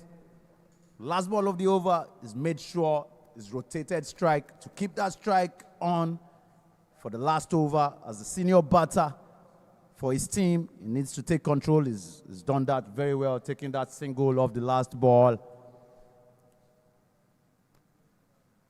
Make sure that he faces the last over. Try to add as many runs as possible in this last over. And the captain is going to take the ball. Peter Aor bowling the last over of the match. Definitely would want to curtail Rainet. Rainet is going berserk on every ball, I'm sure. Going to go attacking That's what his team needs. You can see them. You can see Peter setting that field. Peter Aho. Yeah, he has everybody inside except for the three outfielders. The four outfielders by correction, with a third man in extra covers, as well as a long on and deep mid wicket. Every other outfielder is put inside trying to cope on the singles.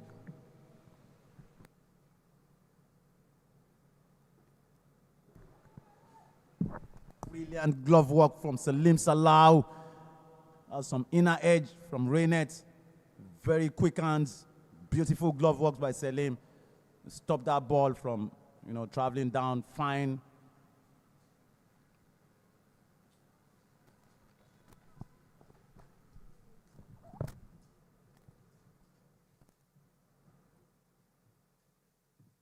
A lovely comeback in form for Peter Aho. I'll acknowledge in the previous game, in the first over, he had given out 15 runs, and now he's bought 3 overs and giving just 17 runs. That is put it out of his reach. That is one of the things that you get to suffer from the tail end. But that Rainet doesn't have that experience, and he's just going and slugging it out. And Peter Aho is milking and taking advantage of that inability of Rainet Osagi against very, very effective bowlers who know what they are doing, the likes of Peter Aho as well as Prosper Hosseini. And Peter Aho is not even looking for a wicket this time, just trying to keep that ball on the dot. Taiwo Mohammed came close to bowling the very first maiden of the Nigerian Super League, getting a run only of the last ball. And Peter Aho will want to do the same. But he will not be getting that, as that edge of the top end of the bat sees that ball fly above the wicket keeper and will race behind for 4 more runs. Rainet, lucky Rainet there. But you can see that again on replay. That was a short delivery. No, that's not what we want to see from Peter. Rainet throwing his bat at it, getting that edge over the wicketkeeper for very well-deserved boundary. Needed for his team. He's pushed his team 112 for 8, 19.3 overs gone in this electrifying encounter, this beautiful matchup. And very good to see. The ball has been retrieved. That was not the plan. Peter, I'm sure, wanted to get dot balls, but now he's considered a 4, which is still very good. This is still a very low total, Peter, I should say. Yes, on this TBS ground, this is quite a low total that any team can chase. But the question is not whether they can chase it, because in terms of chasing it, they should be able to. Look at that 4 there again, with that ball going about. And back to what I was saying, it's not a matter of if the Central Eagles can chase it. It's if the question should be if they have the wickets, if their batters can't stay long enough to chase it. If that is the case, if they go all the way into the 20th over with at least 3 to 4 wickets at hand, this is a chaseable figure. And we know just how effective the bowling lineup for the Northern Lion is. And another question that will be again for the Central Eagles will be, can they control it? Okay, there's a ball change coming up. I think the ball played by Rainet must have run into some puddle there. So it's kind of wet. Temitope Onikoye ensuring that the ball maintains that steady, regular, leather, not the one that's been dipped into water. So I think she's changed it. The third umpire has come up with the used ball, and they've picked a proper one to end this inning. The ball has been given to Peter. He has 3 more deliveries.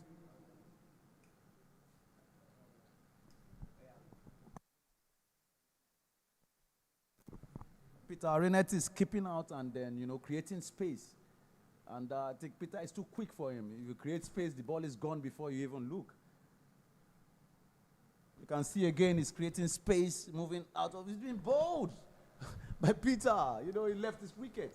Yeah, all his directions are being to the leg side, wanting to slug there. As the tail end, you play more with your backhand, and the backhand has that more of a baseball shot, which Peter took advantage of, and bowling to the stumps, knowing very well that wicket has been open to him on more than one occasion. Cleanly bowled, it was there for the taking, and that off stump getting the sludge, and now the walk back. 1 wicket to go, and 2 more balls active. Peter Aho already on 4 wickets. Brilliant, brilliant bowling, I should say.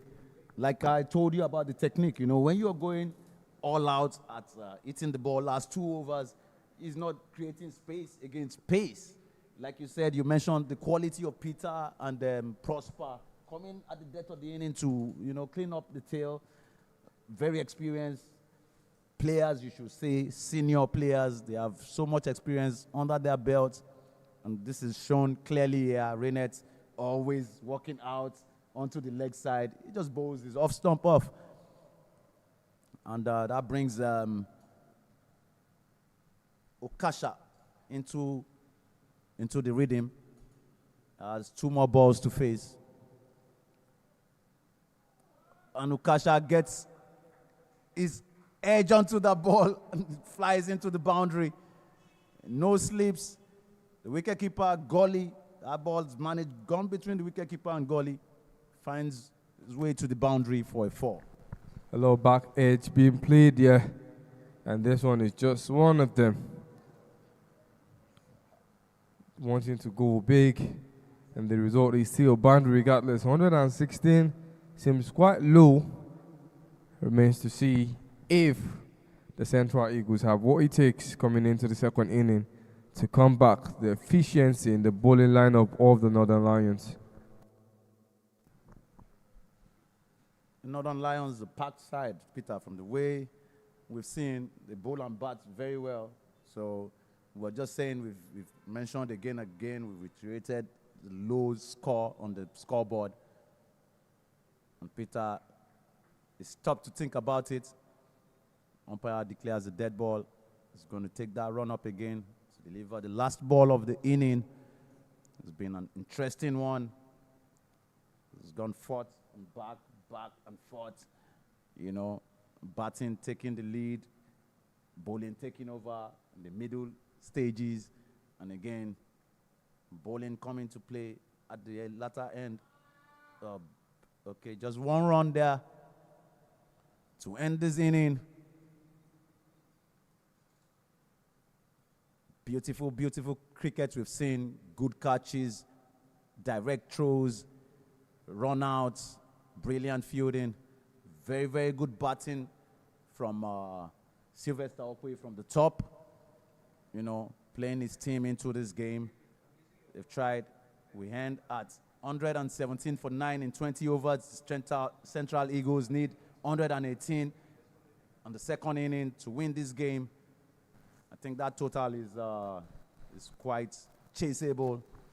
Yeah, but if you also look at the match summary, that is the individual performances. Sylvester Okwe posting 44 of 38. Reinert coming in later with 20 of 21 balls, and Becky, before going out, registered 9 of 10 balls faced, and Peter Aho picking up 4 wickets. 4 wickets in this game for the Central Eagles. Uboy Fine picking 2 wickets for himself in 3 overs bowled, and Adebayo Samson taking 1 wicket as well as a beautiful catch for Ifeanyi Ugbo in the deep earlier on after giving out 16 runs off his overs too in 3 overs bowled. Brilliant, brilliant display. We'll take a break now. We'll come back for the second inning. Thank you very much for staying tuned to this channel. We'll continue in a bit. Thank you.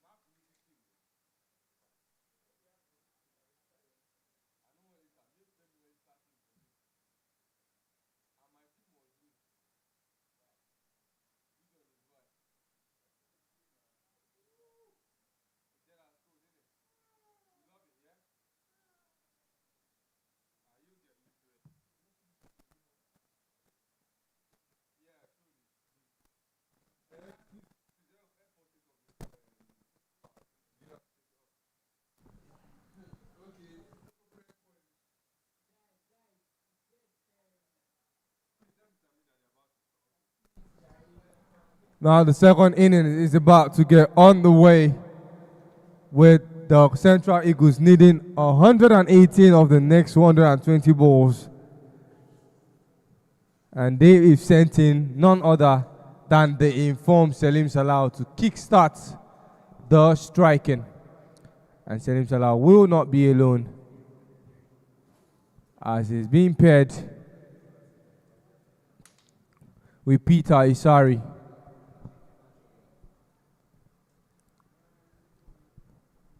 Sent in two pair with Salim Salau and just keep those runs taken. Salim will stay on strike. Isari will be there to rotate.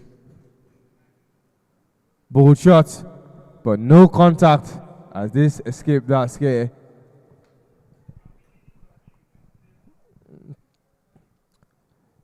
The Northern Lions will be looking to go all out as they will seek a second consecutive victory, knowing fully well that just one more win will put them in a playoff round, and if they win more,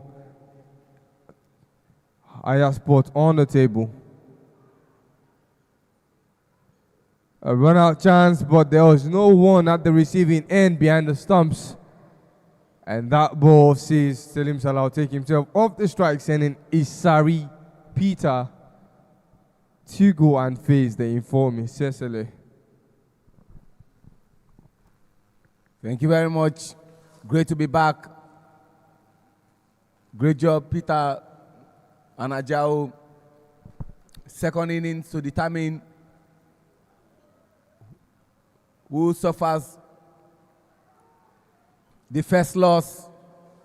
And ladies and gentlemen, that was a no ball that became a wicket.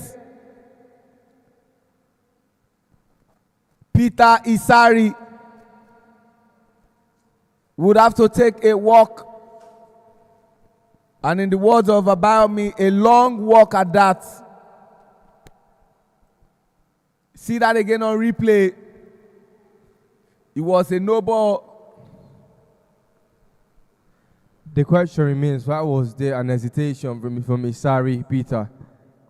Peter Isari was called and he kept looking back, knowing that he wasn't the one running to the danger end, and that backside thing that he was trying to catch, that glimpse of the ball, was what caused that wicket. And almost very immediately, a wicket has fallen for the Central Eagles. I told you this game is going to go down the wire. Both teams have very compact and effective bowling. Quick wicket for Peter Isari, was sent up the batting order and didn't get that chance to make an impression with the bat. You will agree with me that the young man is dejected, that he has to go as against his wish. And Rainet is coming from the Court of Appeal end. And can we say the strategy of Coach Ademola Onikoyi and assistant coach Friday Udo has not worked? Because when I was talking to Peter Aho, the captain of Central Eagles, he told us there was just one change. Ladies and gentlemen, the first boundary for today, as far as the second innings is concerned, is that Happy Backshaw was dropped for Peter Isari. And the reason Happy Backshaw was dropped is because he didn't score runs in the first game. Now Peter also did not score runs.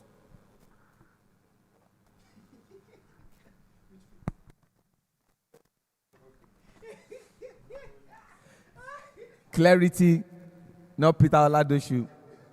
Because I know he was looking for a way to clap back when I said it's time for me to introduce Peter, who is single, after a single was made. He didn't understand what I meant. I said he likes to take the singles, right?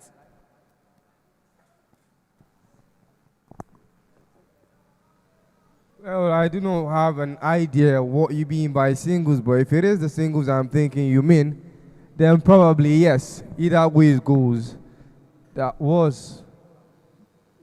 This was that beautiful boundary Already in the leg side, Salim Salah had a shot in mind, giving that full immunity of that no ball. And he made do with it. He has to control his bowling.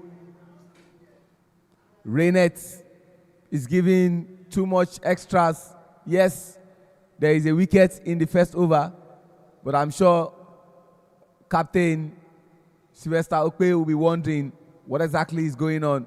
By now, we should have been done with the first over.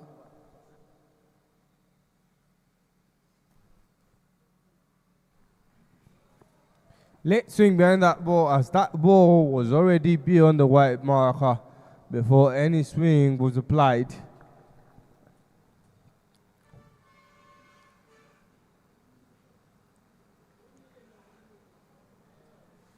One run, one additional run. Last two balls, it is spin.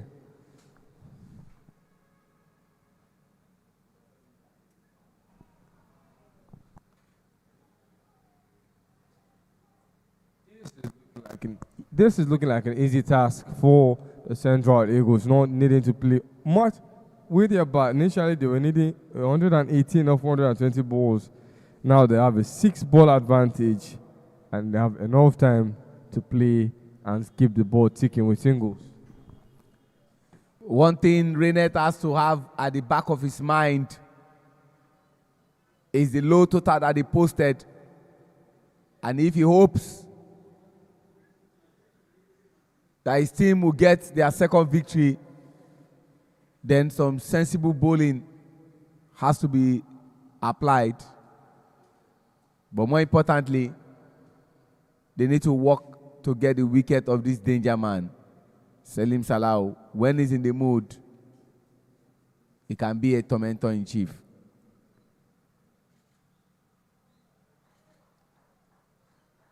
Cut away nicely. Ukasha Isiaku deals with it. And finally, after begging, Rainet finally gives us reason to say we have come to the end of the first over. 11 runs for loss of 1 wicket. That is an expensive over by all standards. And see that again on replay. The no ball that eventually became a wicket. Peter Isari was trying to dodge the ball.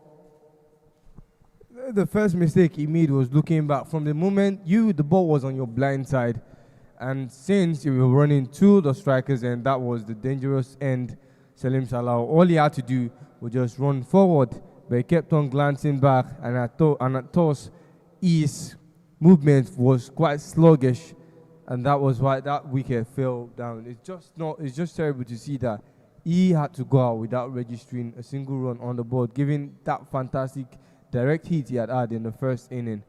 But that's how the game works, that's how the game rules. Sometimes you get your day, sometimes you don't. And this is not Peter Isari's day, but the Central Eagles, as a team collectively, will look to make this their game and second win in a row. He ran out Isaac Oyengba following that breaking communication between Captain Sylvester Okpe and Isaac. But he also got a taste of his own medicine. They had to run him out after that no ball had happened. Ukasha Isiaku coming from the pavilion end into his first over. Ukasha Isiaku, under 19 player, played under the former captain Gafar.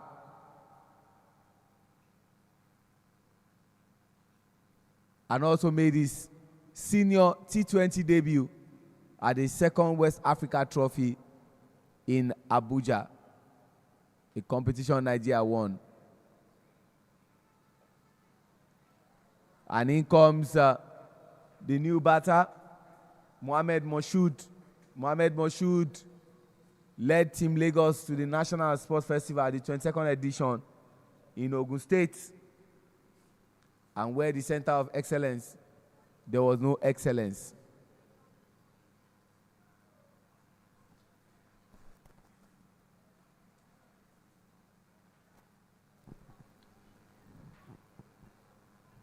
Much better over for Ukasha Isiaku doing some damage control, and that prompted Salim Salah to go and have a conversation with Mohamed Moshood.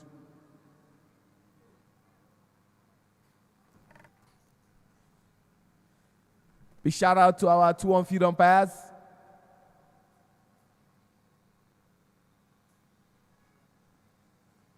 Umpire Taiwo Oladunjoye and umpire Temitope Onikoye-Jabal. Dealing with it very well. Aside from that, 1 run he gave, he has bowled 3 dot balls to the delight of his teammates.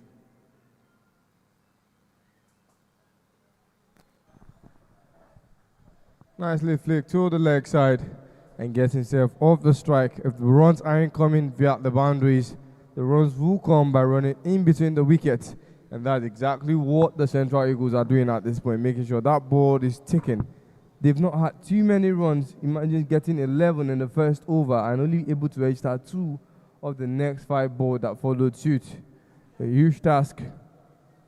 But what the Central Eagles, the Northern Lions, my question, are trying to do is try to make sure that they can take this game all out to the very end, even if they cannot win it this soon.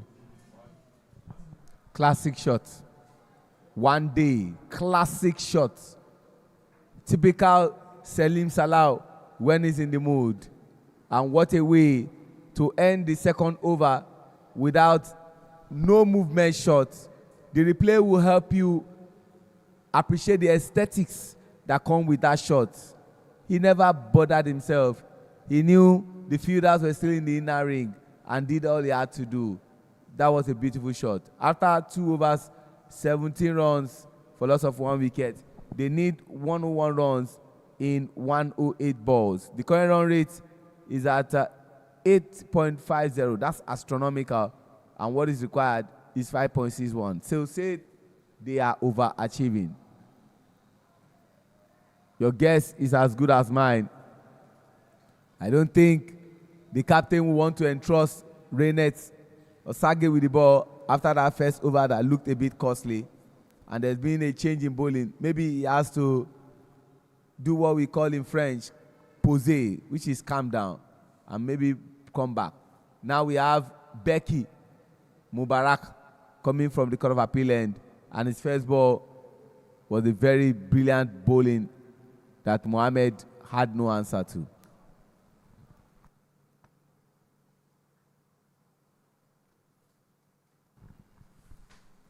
The big question is who joins Middlebelt Tigers as the other team to have gotten 2 out of 2. This battle is a battle of 2 teams that are yet to taste a defeat, but something has to give. Something has to give. One person definitely will lose today. And one person will make it 2 out of 2. Much better bowling from Becky Mubarak, who took over from Reynett. They expect him to reign supreme with the ball. But unfortunately, things are not going according to plans. The reason: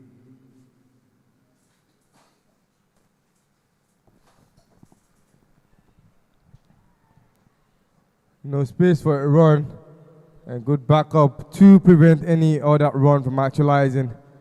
The balls are reducing, but the runs are taking longer. It's 3 dots from 3 for Becky Mubarak. Came in, registered 9 with the bats before getting caught in the deep. And now with the ball is looking to do the same, or even better. Doesn't beat Becky Mubarak. It is 4 dots from 4.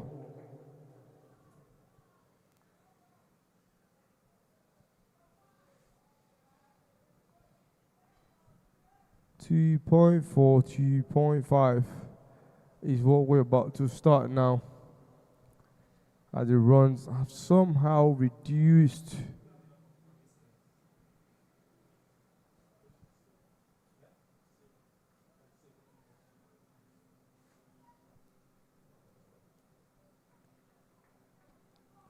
Becky Mumare not slowing down.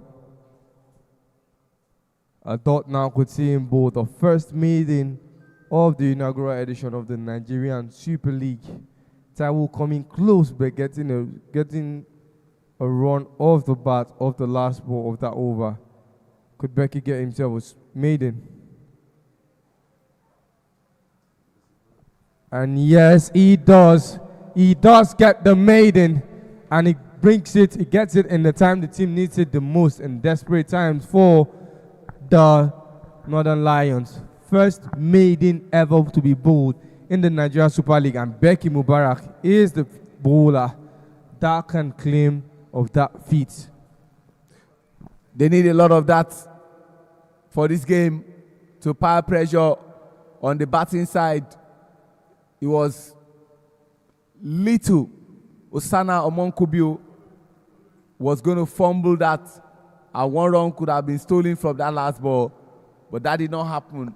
Becky Mubarak, a player of Government College by the Old Boys Cricket Club and a league champion, doing what is expected of him. 17 for 1 after 3 overs. They need 101 runs in 102 balls, and that cuts that extra, and they hope that this man coming from the pavilion end, Okasha Isiaku, can do something good, especially with the ball. The current run rate is at 5.67, and what is required is 6.00. Not far from it. And like I said, after that deserved 48 hours break, they're going to be seeing back-to-back actions up until Sunday. And the picture will now become clearer for those who are going to be making it. Let me quickly run you through what you should be expecting tomorrow before I allow Peter to do his thing. This team playing now would have to come tomorrow morning because they have an early game. Northern Lions versus Western Dolphins. That's in the morning. And later in the afternoon, the Central Eagles will be slugging it out with Middle Belt Tigers. Up in the air, he would definitely be safe, but that was a brilliant effort there by Isesele. And the duo of Isesele and Karim gives it a chase, but Karim knew he couldn't get there, and he allowed Isesele. The effort was everything that you need from a team that is fighting. I'm just more happy about the fact that there was no collision, as both fielders recognized we weren't living it for the other. It would have been a different story if there was a collision. Now the balls to run needed sits at on a very balanced position, with 98 now needed of the next 98 balls. Somehow, even though the gap wasn't huge, the Northern Lions are currently holding a little bit of leverage as it goes down. Any more dot balls could see lesser balls than runs needed, and the more that progresses, the more the tension rises. For the first time in this match, there will be less balls than runs needed. It is 98 runs needed, and the balls are now 94, which means the balls are now 97, which means that the Central Eagles will need at least 5.22 runs per over.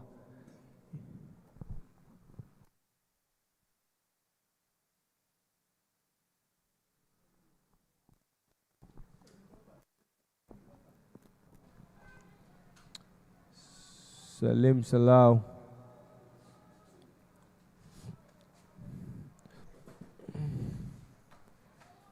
Who just recently took himself off the strike, sending Mohamed Moshood there. Has not had that chance of coming back. It's like he's been taken out of the equation on purpose.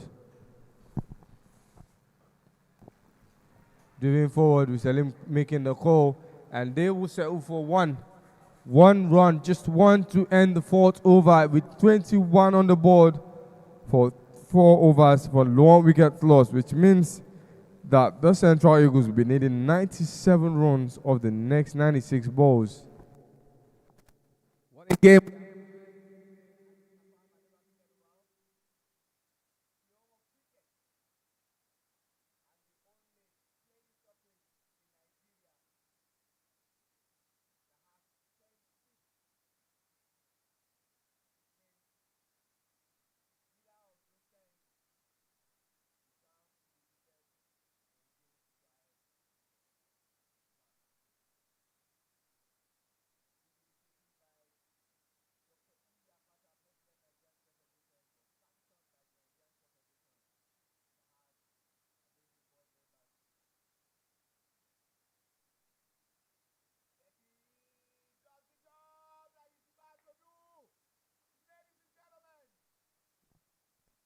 He had to put his body behind the line.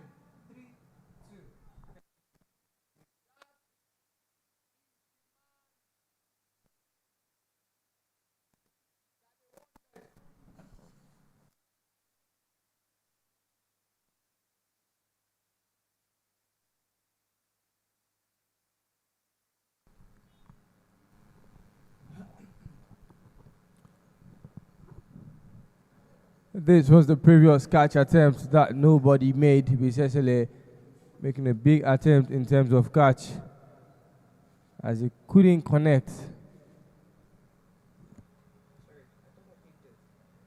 And that big dive for that catch. He's injured, certainly he is, but the outcome and the sacrifice that came with was a very big and spectacular catch. Salim Salah will remain, and incoming will be Boniface Emmanuel Oche, the 8 and the number 32. This is that replay again. With Moshood not taking enough flick. The arm action was already looking stiff. And all that ball just did was fly in the air, briefly caught. And that was the effort. Great effort. That says everything about how they performed in the first minute. And they had to do all they needed to do. Becky having a beautiful over. We got the first maiden of this tournament and the first ball of his second over. He needed to break a partnership that sometimes can be very, very dangerous. And that was brilliant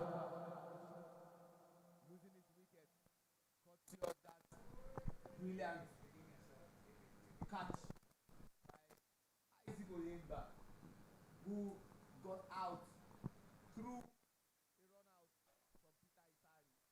But he had to run to catch that ball. In comes Emmanuel Oche Boniface to have a feel of what Becky does.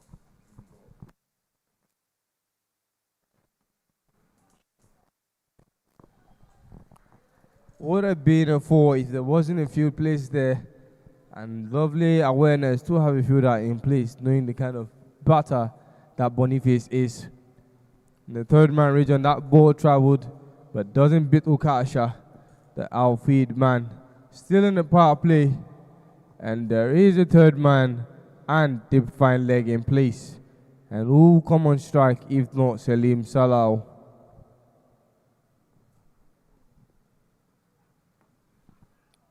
Plays it off the back foot.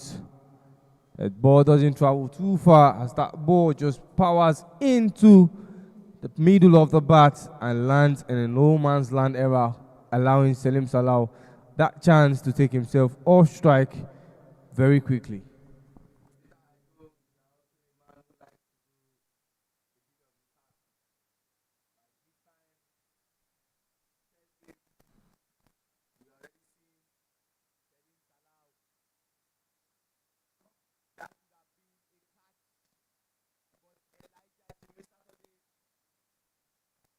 Wednesday dropped a very important catch. And guess what? He emerged as the best wicket keeper of the Premier Division. And so a lot is expected of him. That would have been an eye-popping had both hands behind the ball. For some reason, I don't know how that ball didn't end up in the gloves, but it was a fantastic attempt. But Oche Boniface escapes that scare, but it looks like and now he's being punished. Slots it into the gap as they give a big chase. Does he get to the rope? Yes, it does. As that chase was only to escort that ball to the boundary. Hosanna gave a very long chase as that ball kept teasing them all the way into the boundary ropes. They look at that ball, waited for it, saw the direction and just changed it, powering it into that gap and sending it way into the ropes. 4 more runs, and now there is parity between ball and runs needed. 91 off 91. End of the 5th over. Becky with the last ball, and no run off of it. It is 27 for 2 wickets, and 1 more over of the power play over to come in play.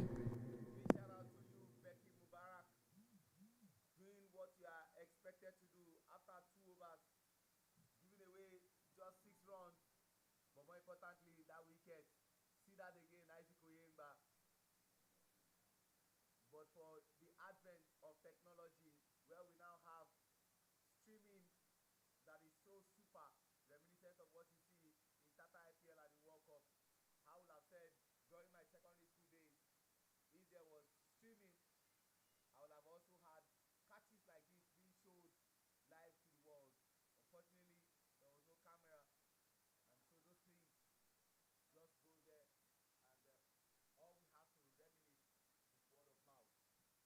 But again, back to the game itself, a lot is expected of these players to deliver. Up and safe. And of course, that safe was not effort in futility. They now have a new bowler coming from this pavilion end, and that is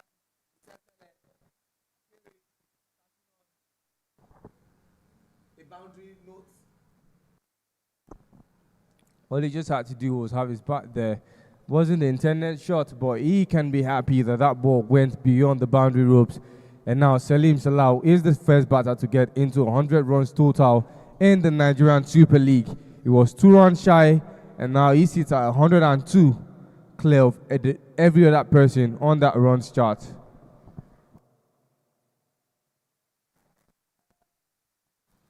It is clear. Keep Salim off strike. As simple. It is clear. Just keep Salim Salau off strike. He is a tormentor in chief. The last game he scored 83 off 61 balls.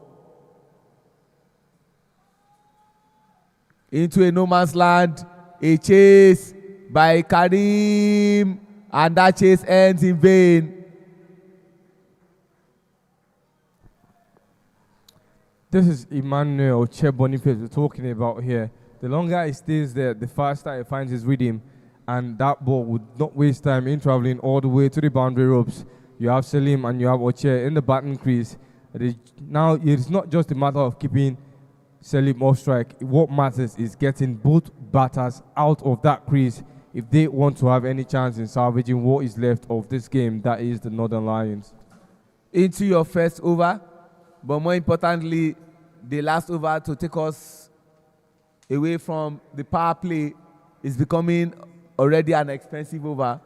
After bowling just 3 balls, 9 runs, so you begin to ask yourself, what would happen in the next 3 balls that Akere will be bowling?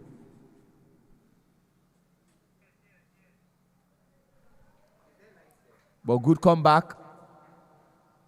After that first 3 balls that saw him give away 9 runs, the 4th ball was a dot ball, and this is the kind of balls that Captain Sylvester Okpe would expect from Akere.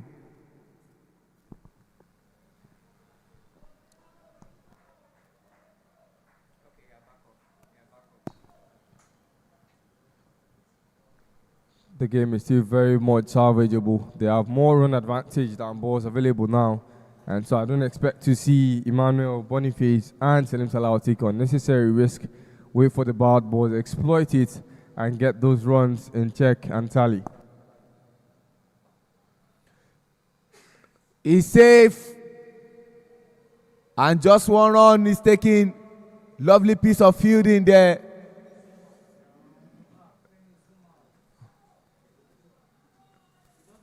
Okasha Isiaku. And that has brought us to the end of the power play. 37 for loss of 2 wickets. They need 81 runs in 84 balls. Salim Salah is on 20 from 15 balls. Emmanuel Boniface is on 10 runs for 8 balls that he has faced. Their current run rate stands at 6.17, but what is required is 5.79. So it's safe to say they are overachieving. And after the end of the power play, Peter Oladoshu takes a walk, and Ajao comes into the commentary. Thank you very much, Seun Ajidagba. It's good to be back here in the commentary box. It's a beautiful game of cricket, evenly matched. This is a game that will go to the wire as 81 runs needed from 84 deliveries. We want to see how they work this out. Now we have Eweka, the new bowler from the Court of Appeal end, bowling to no other than Emmanuel Oche, a man into the groove. Well played.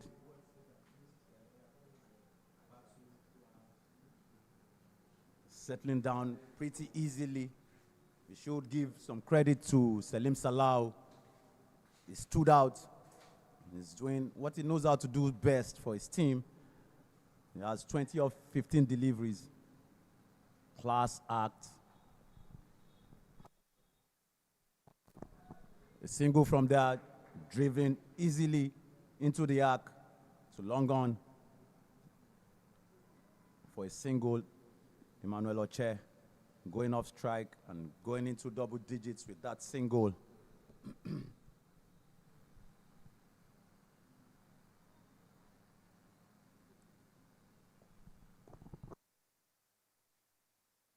Short delivery, should be punished, but is found mid-wicket. Salim Salah is found mid-wicket. What a bait. Set him up. Mid-wicket, standing there. Short delivery. Bowl to him, it's taking him on, couldn't quite middle it and get it out of the field. He's found mid-wicket and he's lost his wicket. Just as I was giving him his flowers, he's falling for 20 or 15 balls. See that again on replay. Eweka Ogbemudia. And who was there to help him? That was brilliant catch. To take out the man they desperately need his wicket. And that was Salim Salah. He will not have the kind of luck he had in his first game against the Eastern Elephant, Eweka Ogbemudia.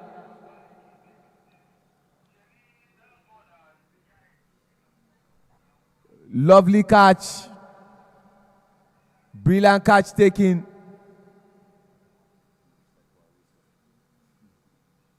To send the man they want so badly. And in comes Chima Akachuku, who will need to start from ground zero. Eweka Ogbemudia, for those who don't know, represented the South-South team, Edo State, who won medals at the 22nd National Sport Festival, playing under coach Fosa Ahaua. Of the 3 competitions they took part in, they won 2 gold medals, and Eweka Ogbemudia was central to that.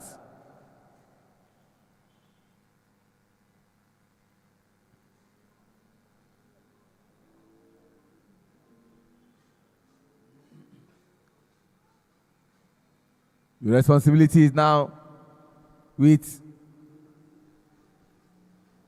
Emmanuel Boniface. 6.4 overs became 6.5 following that one run to bring their total runs to 40.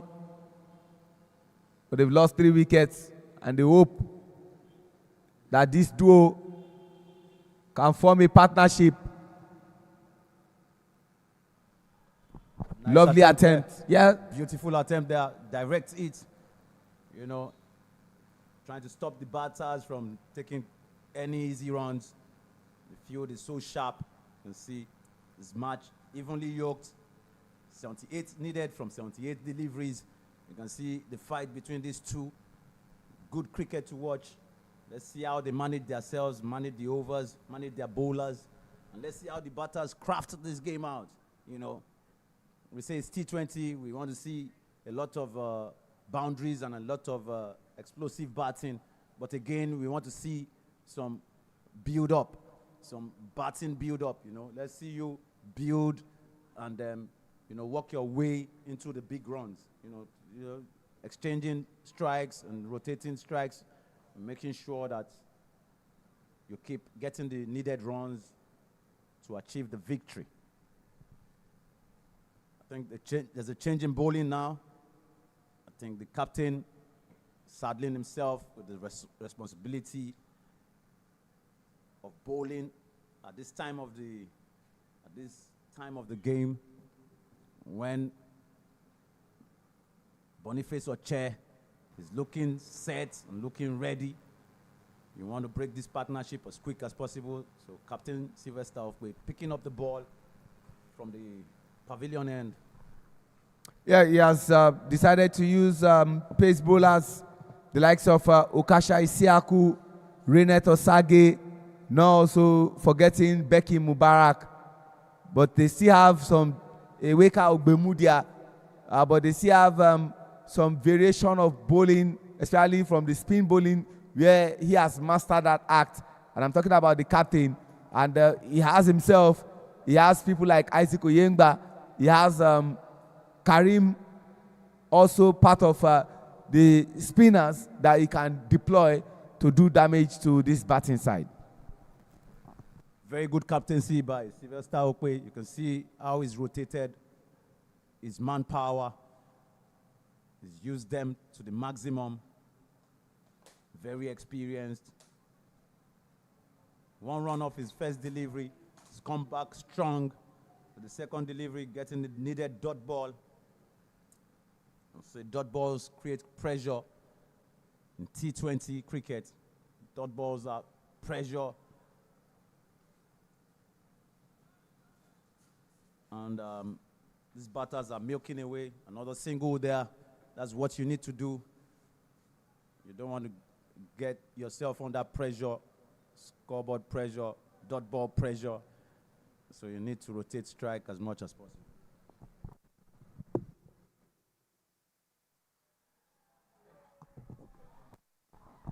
On the ball, hit him there.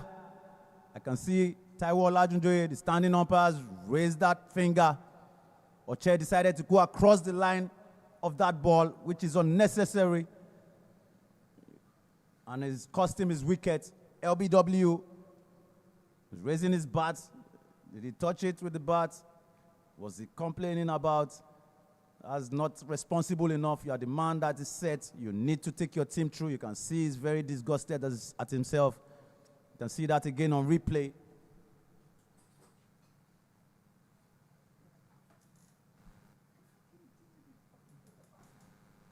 No touch, no bat in play. No bat in play. It was plumb. According to the standing umpire, he's raised his finger and he's livid. You can see he's very, very angry at himself. Allow me to introduce another tormentor-in-chief when it comes to batting. They will hope that he prospers in the batting crease. But that's not what a man who knows him so well will want him to do. He doesn't want him to prosper. But he has used a particular word consistently, Ajao, and that's the word pressure. I'm talking about that word pressure. I've been getting so many calls from several places and messages pressurizing me to openly congratulate Arsenal for winning the English Premier League title. And I must say to all those who support Arsenal, from Mr. President, Dr. Uyi Akpata, it's difficult for me to do this, but then the pressure is much. Congratulations, Onikoyi, Tayo Showale, all those who support Arsenal across the globe. Congratulations on winning your first English Premier League title in 22 years. Back to the game. Prosper Hosseini registered his first runs off the first ball. He's faced a good knock, deep point area, picks up a single from there.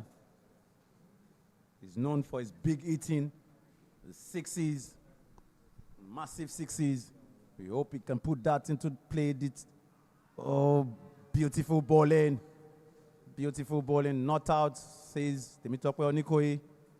The square, the batting end umpire. That brings us to the end of the 8th over. It's 43 runs for 4 wickets. It's 75 runs needed off 72 balls. 2 freshmen, Prosper Hosseini joining Chima Kachuku at the center. Let's see if they can get a partnership going on. They need a partnership going on, really, to secure this victory. They need something. They need to get it from these two. I want to see them play long enough to secure victory for their team. Let's see how Mr. Sylvester Okpe deploys his bowling and his field men to curtail this from happening. The deployment is very important. After 8 overs, they are on 43 runs for loss of 4 wickets. And you have to say that the team are also having a taste of their own medicine. Eweka Ogbemudia is back again from the Court of Appeal end, bowling to his teammates at the state level. They both represent Edo State, and they are both champions as far as the National Sports Festival is concerned. And I'm sure what is running through the head of this youngster is to get the wicket of Prosper Hosseini.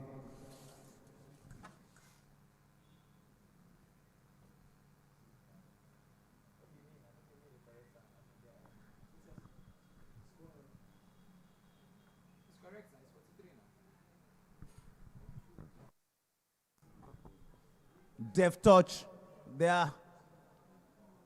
Deft touch. Gotten runs from it. Using the pace of the bowler. Ogbemudia is a fast, quick shot man. Prosper just nudging it down that backward of point area. Picking up runs needed to secure this victory. I want to see this partnership thrive and see them organize themselves. These two have played for Nigeria. Played for Nigeria under 19, Chima Kachuku, Prosper Hosseini. They've come up the ranks from PWC tournaments. Another dot ball there from Ogbemudia. Picking up the very much needed dot balls. You know, Sheon, in T20 cricket, I kind of prefer dot balls than wickets because wickets could expose you. You could get somebody dotting the balls, but when you get him out, you bring in a better batsman that could destroy you. So I prefer you keep the batsman there, but try to milk your singles. Another tight one there, running quickly between wickets. Prosper doing a very good job there. Well, I want to slightly disagree with that assertion. While dot ball sometimes mounts pressure, you could argue for or against that when you get wicket, it could be a way of wicket tumbling. And it could also be that the loss of a particular wicket could bring in a batter who will now finally steady the batting and take the team over the line and get them victory. So it's probability. You could get a wicket and wicket starts falling, and you could get a wicket and batter come in and does a fantastic job. Very correct, Cheon. Very correct. And they're taking on the field, taking on, very close. Wicketkeeper not able to grab that ball. It's gone past him, but, you know, beautiful backup to save them from unnecessary runs. You can see the intent of this batsman running between wickets. They're using all they have, all their energy. You can see Chima calling for water already. It shows you the intensity of this game.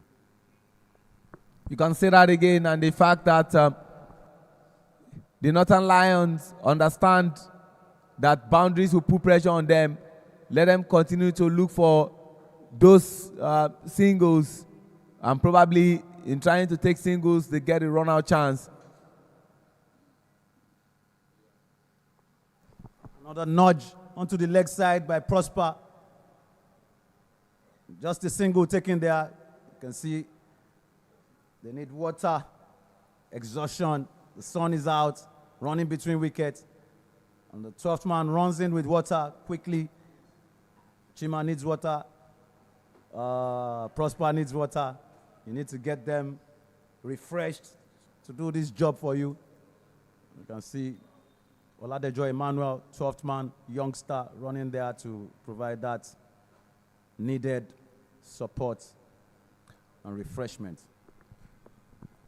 Talking about water, we are just 1 over short of going for the drinks break, where we commentators will also have an opportunity to re-energize so we don't get hydrated. 70 runs needed off 66 balls. That's the story of the game that is up for your viewing pleasure. Talking about match 6, day 3 of the Nigeria Super League. Like I've always said, what International Cricket Council proposes in a T20 game these days, your first 6 over, they expect that you launch LAUNCH from the 7th over to the 14th over. They say consolidate. And from 15th over to the 17th over, they now tell you accelerate. And from 18th to 20th over, finish him. All right. Very good, I should say. Very good field placement. The Northern Lions have done well setting this field. You can see the boundary riders, especially when the captain is bowling.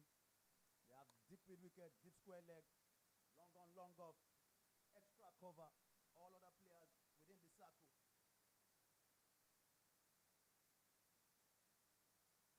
Very good bowling. You know, in cricket we say bowl to your field.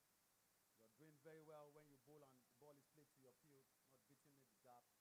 And he's done that perfectly, captain, leading by example. And another dot ball from there. Very good line. Making sure the needed runs continue to, rise, and the balls needed continue to drop. And Shion, you talked about that miscue, no run there. Tidy bowling by the captain. We talked about that. I agree perfectly with you on wickets dropping and dot balls. It could go either way. That is life. That is cricket. Absolutely. Love it when it happens. We enjoy it. We enjoy to watch and view it. Another good delivery. Picking up the dot balls. Doing that job. You can see balls needed to score the required runs dropping. The runs staying up there at 96 runs. Now we need 61 balls to deliver that. It's gone up in the air, miscued it, not properly timed, lands no man's land. One single taken from there to end the over. Intelligent bowling, I must say, from Captain Sylvester Okpe. And when we return from the drinks break, they will still keep Prosper Hosseini off strike, and it will still be Chima Akachuku that is on strike, because they know what a certain Prosper Hosseini can do. Is a tormentor in chief. But ladies and gentlemen, we've come to the end of the first half of the second innings between the Northern Lions and, of course, the Central Eagles. A battle of two teams that are yet to taste a defeat. And as you can see, the batting, Salim Salau, 20 runs from 16 balls, he has faced a sharp contrast to what he did in his first game against the Eastern Elephant. Peter Isari didn't score any run at all. Mohamed Mashoud, 2 runs. Emmanuel Oche Boniface, 13 runs. Chima Akachuku has scored 4 runs from 12 balls. Hussaini Prosper has scored 6 runs from 6 balls, and 100% strike rate. And yet to bat, Abdurrashid Abdurrahman Okoyemi, Captain Peter Aho is yet to bat. And not also forgetting players like Wariz Aziz and Karim Ayoku. For the bowling, Renet Osagi has only bowled 1 over. 11 runs he gave away, and of course, he has not bowled any over. Ukasha Isiaku has bowled 2 overs, yet to get a wicket.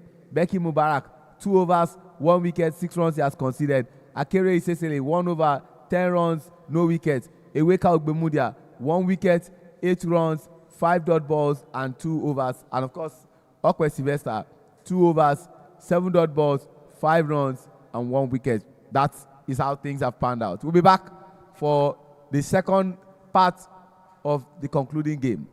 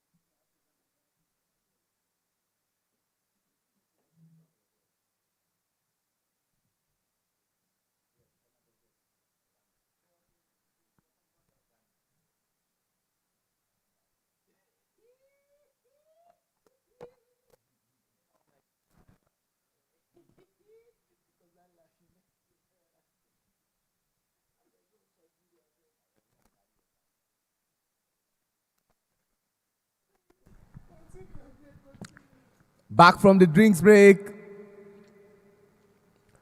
He skies it up. An opportunity. Got in! Ladies and gentlemen, he almost fumbled it. But no, it's what he said. Eweka Ogbemudia strikes, and Chima Akachuku has to depart. And I must say, this wicket transverse the geopolitical zones, both from south-south to southwest and another southwest. So from Edo to Oyo and Lagos eventually did the damage. Brilliant catch there. You can see that again. This is some brilliant performance.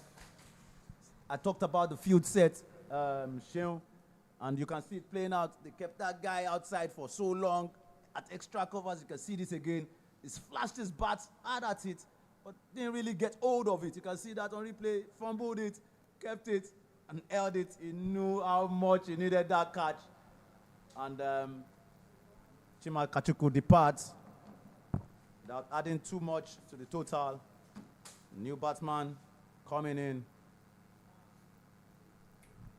Peter, our captain, to take on Ogbemedia. Very well played, Peter Hall, to start his game. Just nudging it down. Long off for a single. Eweka Ogbemudia not only bowling to the captain of Central Eagles, but also bowling to his captain at the state level. Peter Hall is also the captain of Edo State. And now bowling to Prosper, who dabs, run out chance. Peter had to do everything he needed to do. Diving, inclusive. You can see throwing his body into the line, captain. You know what is deserved, you know what is required, you know what you have to do to get this match under your belt as a win. And you can see him diving and throwing his body.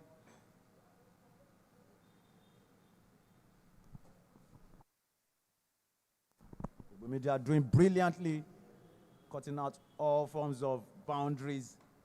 And again, over his head, well struck.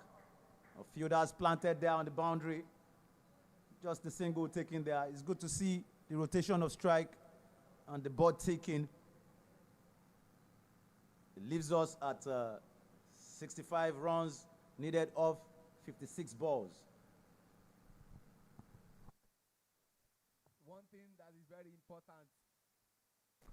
One thing that is very important is this team denying the Central Eagles from scoring boundaries.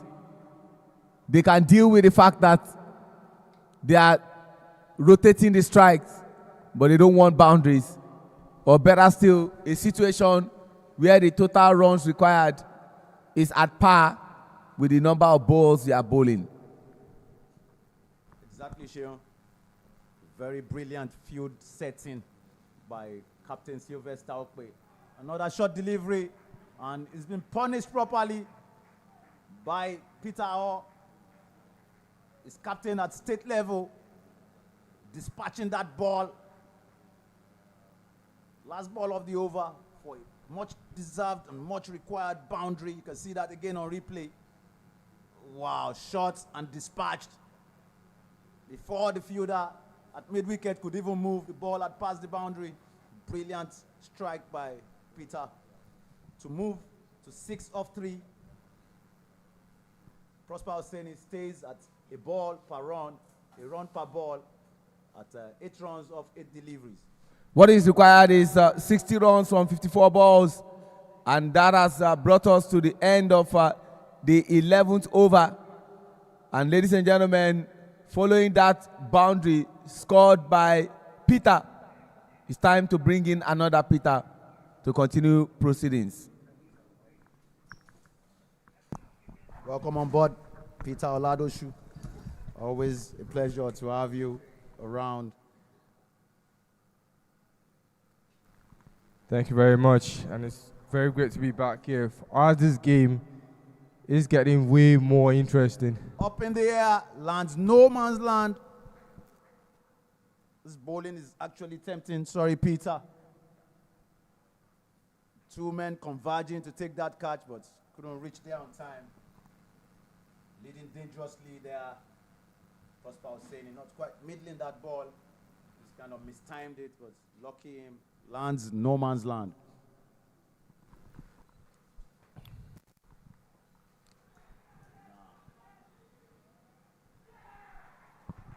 I had said it before this inning started.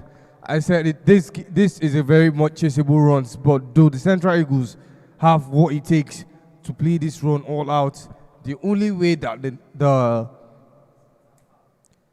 Northern Lions we are going to actually win this game is by taking out all of their wickets. They've already had 6 of that, 4 more, already eating into the tail end, but you know that it looks like this game is going to end just as soon as it started.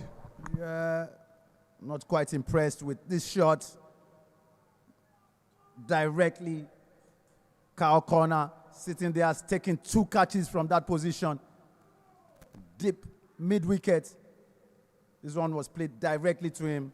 He had to run for the first one, but this one he just took his calm, waited. The ball arrived, and damn, he clamped it into his fingers, into his arms, and that ends the play for Peter Aho. It was looking promising, but he's lost his wicket. Now, you need a partnership going on. 59 runs required from 52 balls.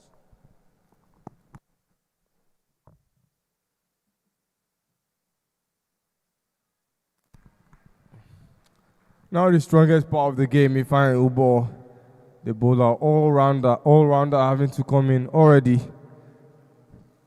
to try and add runs to this game for the Central Eagles.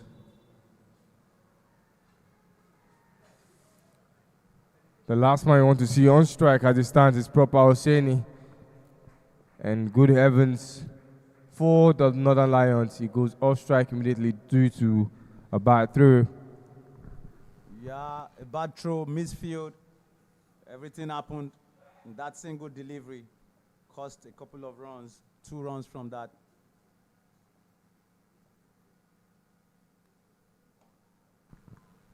And another dot ball. Very good bowling. We saw him do that in his second over.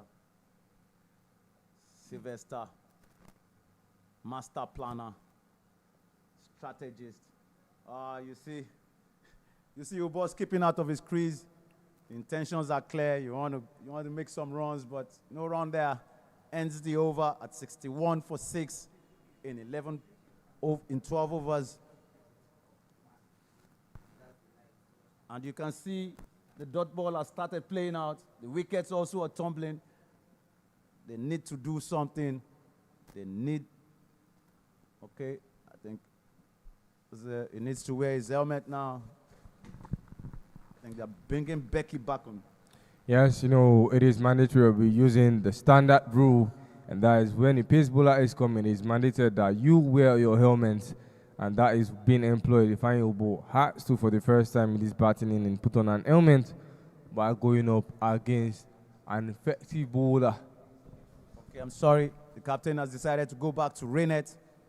Had a very bad first over. I think he's trying to build his confidence now. You had to take him off because that was quite expensive, starting the game with 11 runs, defending less than 120 runs. So he's back now. I hope he gets his rhythm right.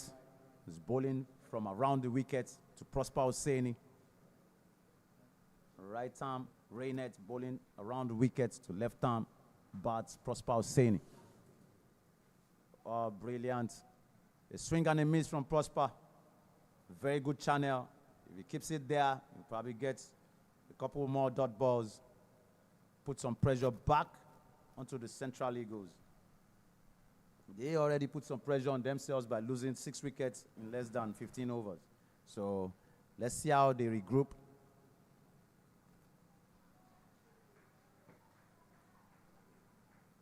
Rainet, another dot ball there. You see he's not really bowling onto the wicket. He's just trying to put it in that channel, that 4th stump line. Prosper has a niche. Prosper has an attraction to the leg side, and any ball on the stumps is going airborne in that region.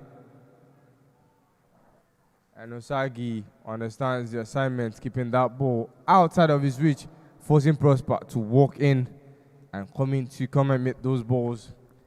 It is going to be a very lengthy, or if I may say, sharp end to the game, given the fact that they At this stands have 5 maximum fielders outside of the inner ring.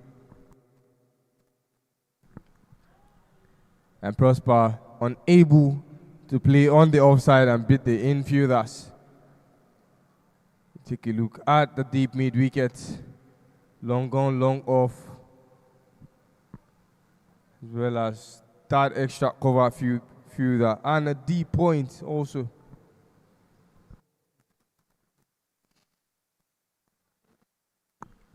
Finally plays it into the gap. But there's a fielder at that extra covers region patiently waiting. 1 run takes him off strike. And you find Howley has 2 runs so far with the bat. Lovely comeback by Rennet. Oli has managed to give out 1 run of the last 5 balls bowled. It looks like he's back to the drawing board for both teams, as both teams in the batting have not really been outstanding today.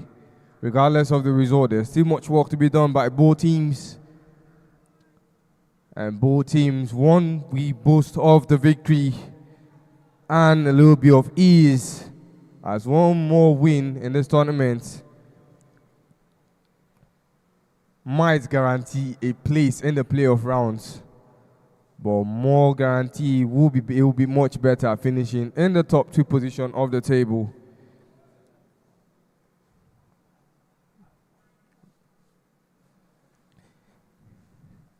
An end to the 13th over as it stands. 63 is what they've registered on the board for 6 wickets. The Central Eagles will need to put everything in the arsenal, as right now they are needing 55 of the next 42. Ifeanyi Ubo and Prosper Hussaini will look to finish this game, build up a partnership, and take this game all the way into the final over and possibly secure a win.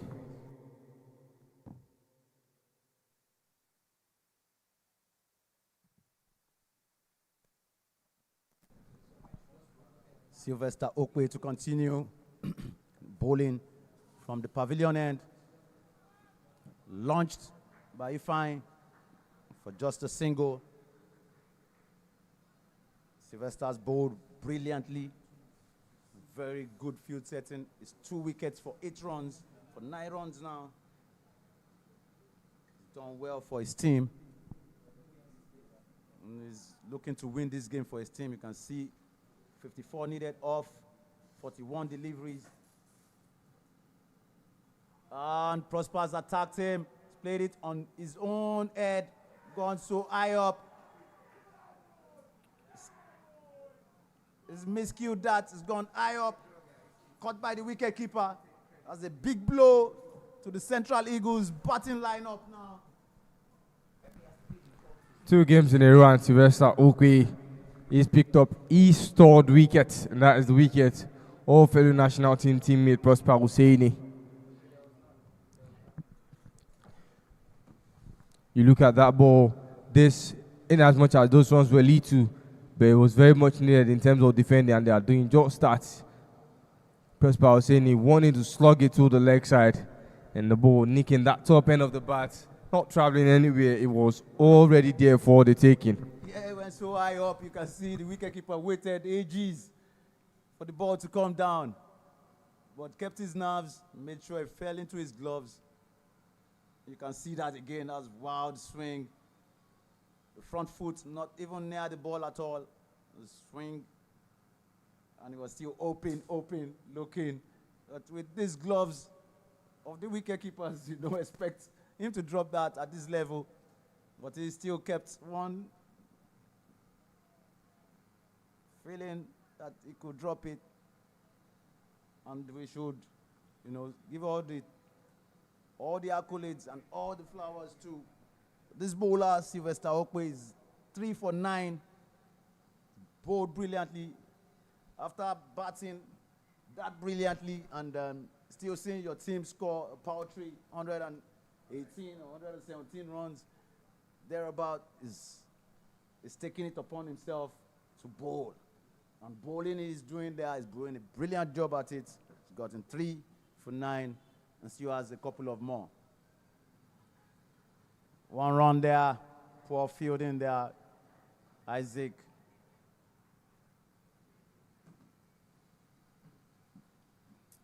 This is good to see, Peter.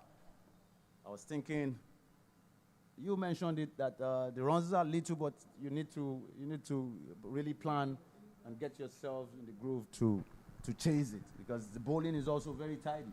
So very evenly yoked game is going the ways of the Northern Lions now. You can see that. You can see the front foot. The front foot is outside leg stump. You can see the technical deficiency there.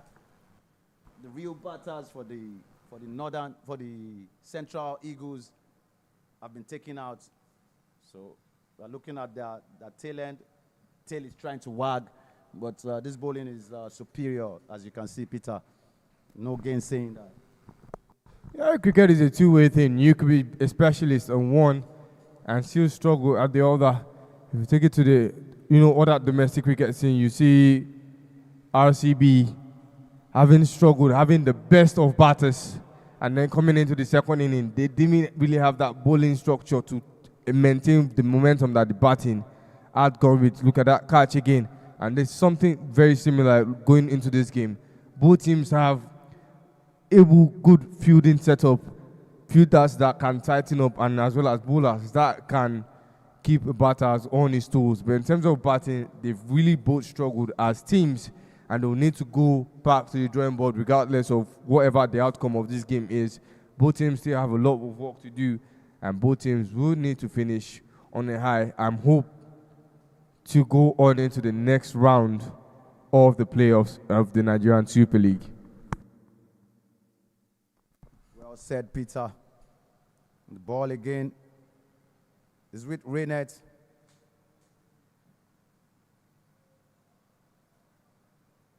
A good start.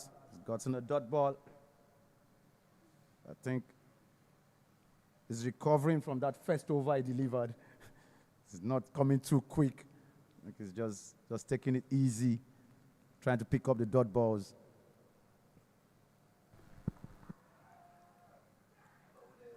It's bowled. It's been bowled off stump.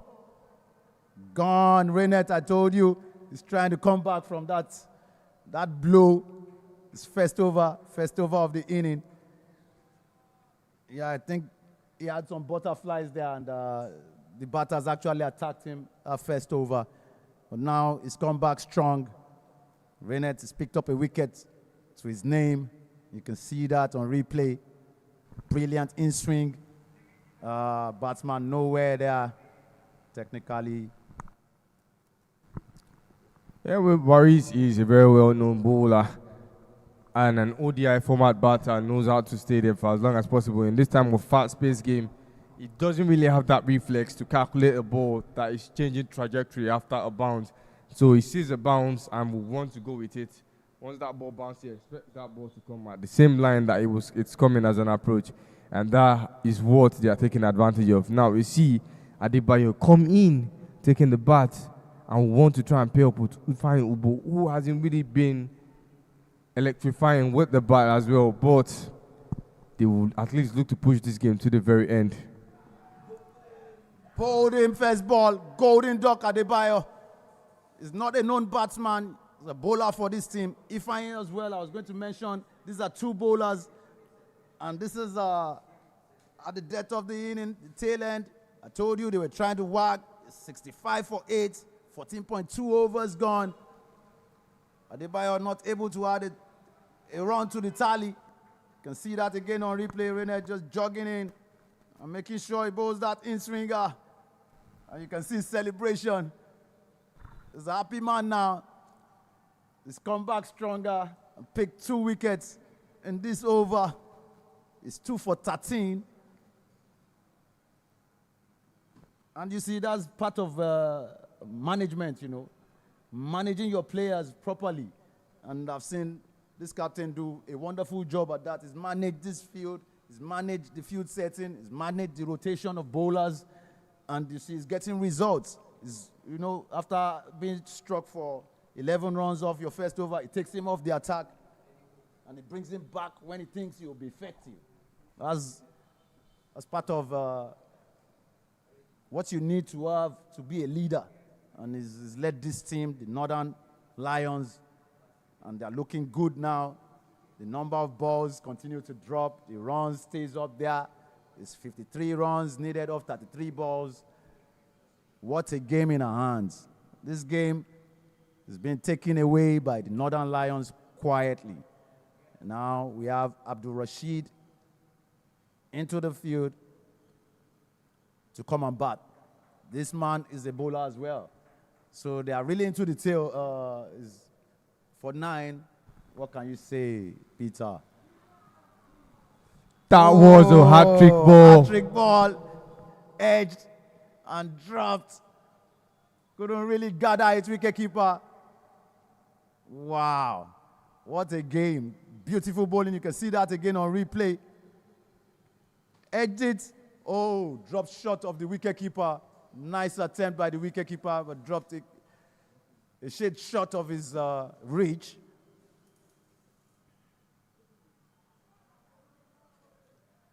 What a strike. Can only get one from there.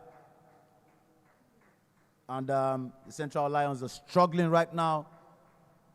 66 for 9, 67 for 9. One last delivery from Rainet. Rainet is 2 for 5. It's 2 for 15, sorry. He's come back stronger than ever.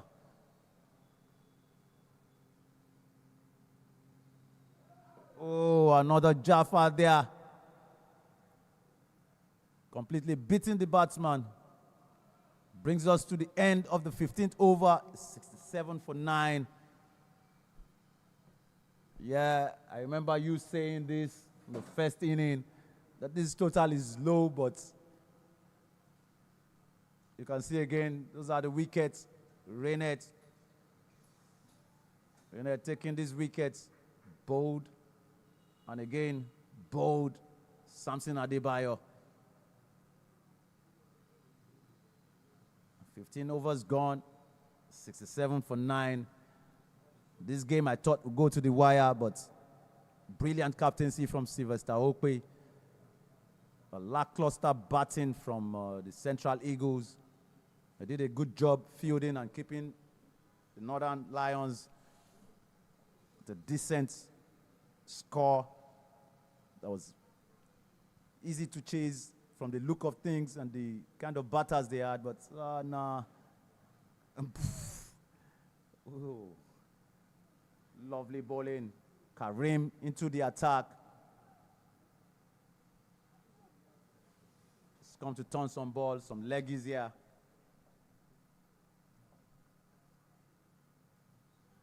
Can you imagine? Bowled him. You can see him trying to create space to play the ball. These are technical deficiencies.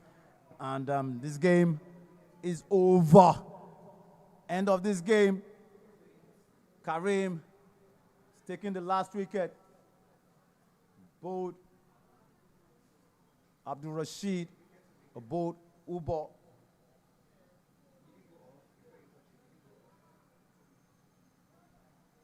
Batter trying to create space. It's been a wonderful day of cricket. The Northern Lions stolen the day, gotten this much-deserved victory. They played very good cricket sense in display. And the Central Eagles have been found wanting, chasing this total. Northern Lions win by 50 runs. Unbelievable. Peter. Central Eagles now understand what it feels like to be chasing. In the previous game, they're defending runs. Now they were tasked with the job of chasing as well. And it wasn't really to their favor, as all they needed was just 118, which means that the Northern Lions had registered 117 on the board and they couldn't respond with more than 67, giving that Northern Lions an edge and a chance to go on top of the table. If you look at the individual performances there by each team, the Northern Lions posting 44 by Sylvester Okwe, Rene 28, and Becky Mubarak 9. Peter Ho, by the way, got 4 wickets, but that wasn't enough as his team wasn't really able to replicate with the bat. Ubo Ifeanyi 2 for 18, Adebayo Samson 1. And if you look at the batting, Salim Salah 20 runs or 16, couldn't continue with his 83 runs hit And the first day, Oche Boniface, 13 of 13, maintaining 100% strike rate. Hussein Prosper, 10 of 15. Look at the bowling chart with Sylvester Okwe still dominating that feat with 3 wickets for 10 runs in 4 overs. Brennet and Eweka picking up 2 wickets each with 15 and 16 respectively after both bowling 3 overs apiece. You would not believe Reynet bowled 11 runs off his first ball. He's ended the game 2 for 15. So coming back very strong, picking up 2 wickets and only 4 runs to that. And that is really beautiful to see a youngster get battered like that, then come back strong. It shows strong belief in the youngster by his captain, and it shows the captain also knowing that he has the required talent to win a game, and he showed that perfectly here. They've won by 50 runs. I couldn't have imagined this game. I thought this game would go to the wire, considering on paper the batters that Central Eagles have. They failed to capitalize on the low total Northern Lions scored, and they've lost the game. Congratulations to the Northern Lions for this beautiful game of cricket, and thank you very much, our viewers. We are going for the post-match. Meet us there. Thank you.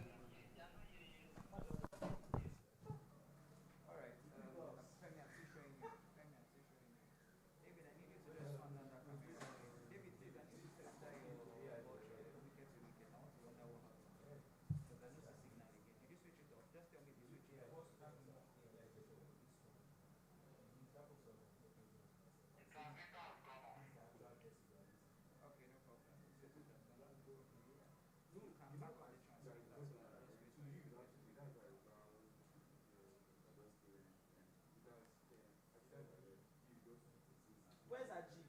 He has gone.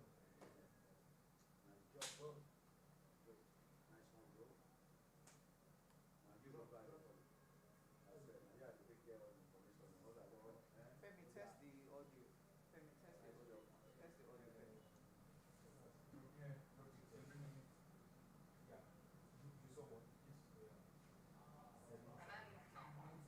Sorry, yes, Femi. Femi, yes. Yeah. Let's set.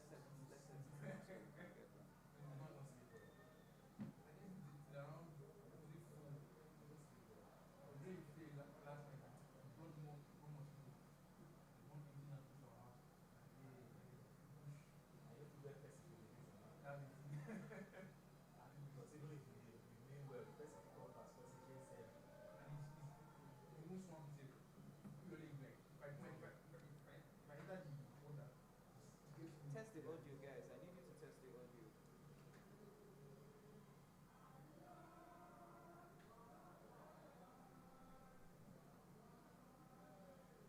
Tell Aji to talk now. I want to hear the audio. Tell Aji to talk now.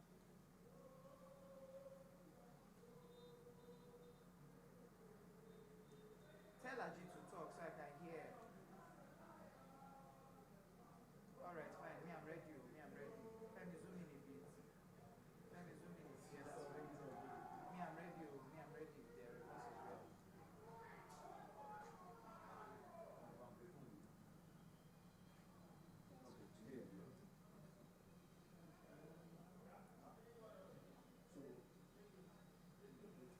Femi, zoom out. So frame it so everything does not clash. Femi, zoom out. That's fine. Oh, yeah. Pan it to your right, left a little. Left, not right, left. Yeah, that's fine. Tell Aji to stay at the center. Aji hands like that. Oh, yeah, me, I'm ready. When you guys are ready. Are you ready? Alright, Femi, count down. Ready? Good evening and welcome to the post-match presentation of the Nigeria Super League. It is match 6, day 3 of this competition, and it was a battle between the Eagle and the Lion. But the Lion showed that he is the king of the jungle, trampling over the Eagle, winning by 50 runs. My name is Oluwaseun Ajilagba. Welcome to the post-match presentation. At this juncture, I will now call on the captain of Central Eagles, Peter Aho. Peter, it was a complete bad day in the office. 67 runs. This is not what your team envisaged. How do I answer that? You scored 67 runs, and I'm asking the question, what exactly went wrong? We had a late collapse in our batting, so I feel like that's where everything went wrong. Now, you've won one game and you've lost one game. You have 3 more games to go. What is the brief going into those 3 games? We'll try to play very hard and try to win the remaining 3 games. I wish you all the best. Thank you. Well, you can see from the look of Peter Hall, he's certainly not happy. Collapse is what he's talking about. Now, the captain of the Northern Lions, Sylvester Okwe, to come talk to us. Sylvester, congratulations. You joined Middle Belt Tigers as the only team to have gotten 2 wins from 2 matches. When you looked at your first innings, scoring 116 runs, were you in any way sad about the performance of the first innings? I wasn't entirely sad. I knew the wicket was playing differently than we expected. So we just tried to put as much runs as possible. So that's it. And looking at the bowling of your team, you started out a bit wobbling, Renet Osage, but then you brought in bowlers like Ukasha Osiaku, you brought in bowlers like Eweka Ogbemudia. Becky Mubarak became the first bowler in this tournament to actually give us a maiden, and yourself came, not also leaving out Karim. It was a totally brilliant performance from your team. Now you've got it 2 out of 2. What is next for the Lions? It's a league, so we're looking to play at the semi-finals or the finals. So we're looking to just win as much games as we can. All right, I wish to let you go, but I will not let you go because once again, you joined the growing list of players at this tournament to have won 2 back-to-back player of the match. The other person is Egosa Agedo Destiny. And of course, Sylvester Okwe, the best batter in the league at the CCC, once again, emerges the player of the match. To help me present the player of the match is ICC Level 3 Africa umpire Kendi Olambiwonu. Congratulations. 44 runs off 38 balls. In 4 overs, he had 3 wickets for 10 runs.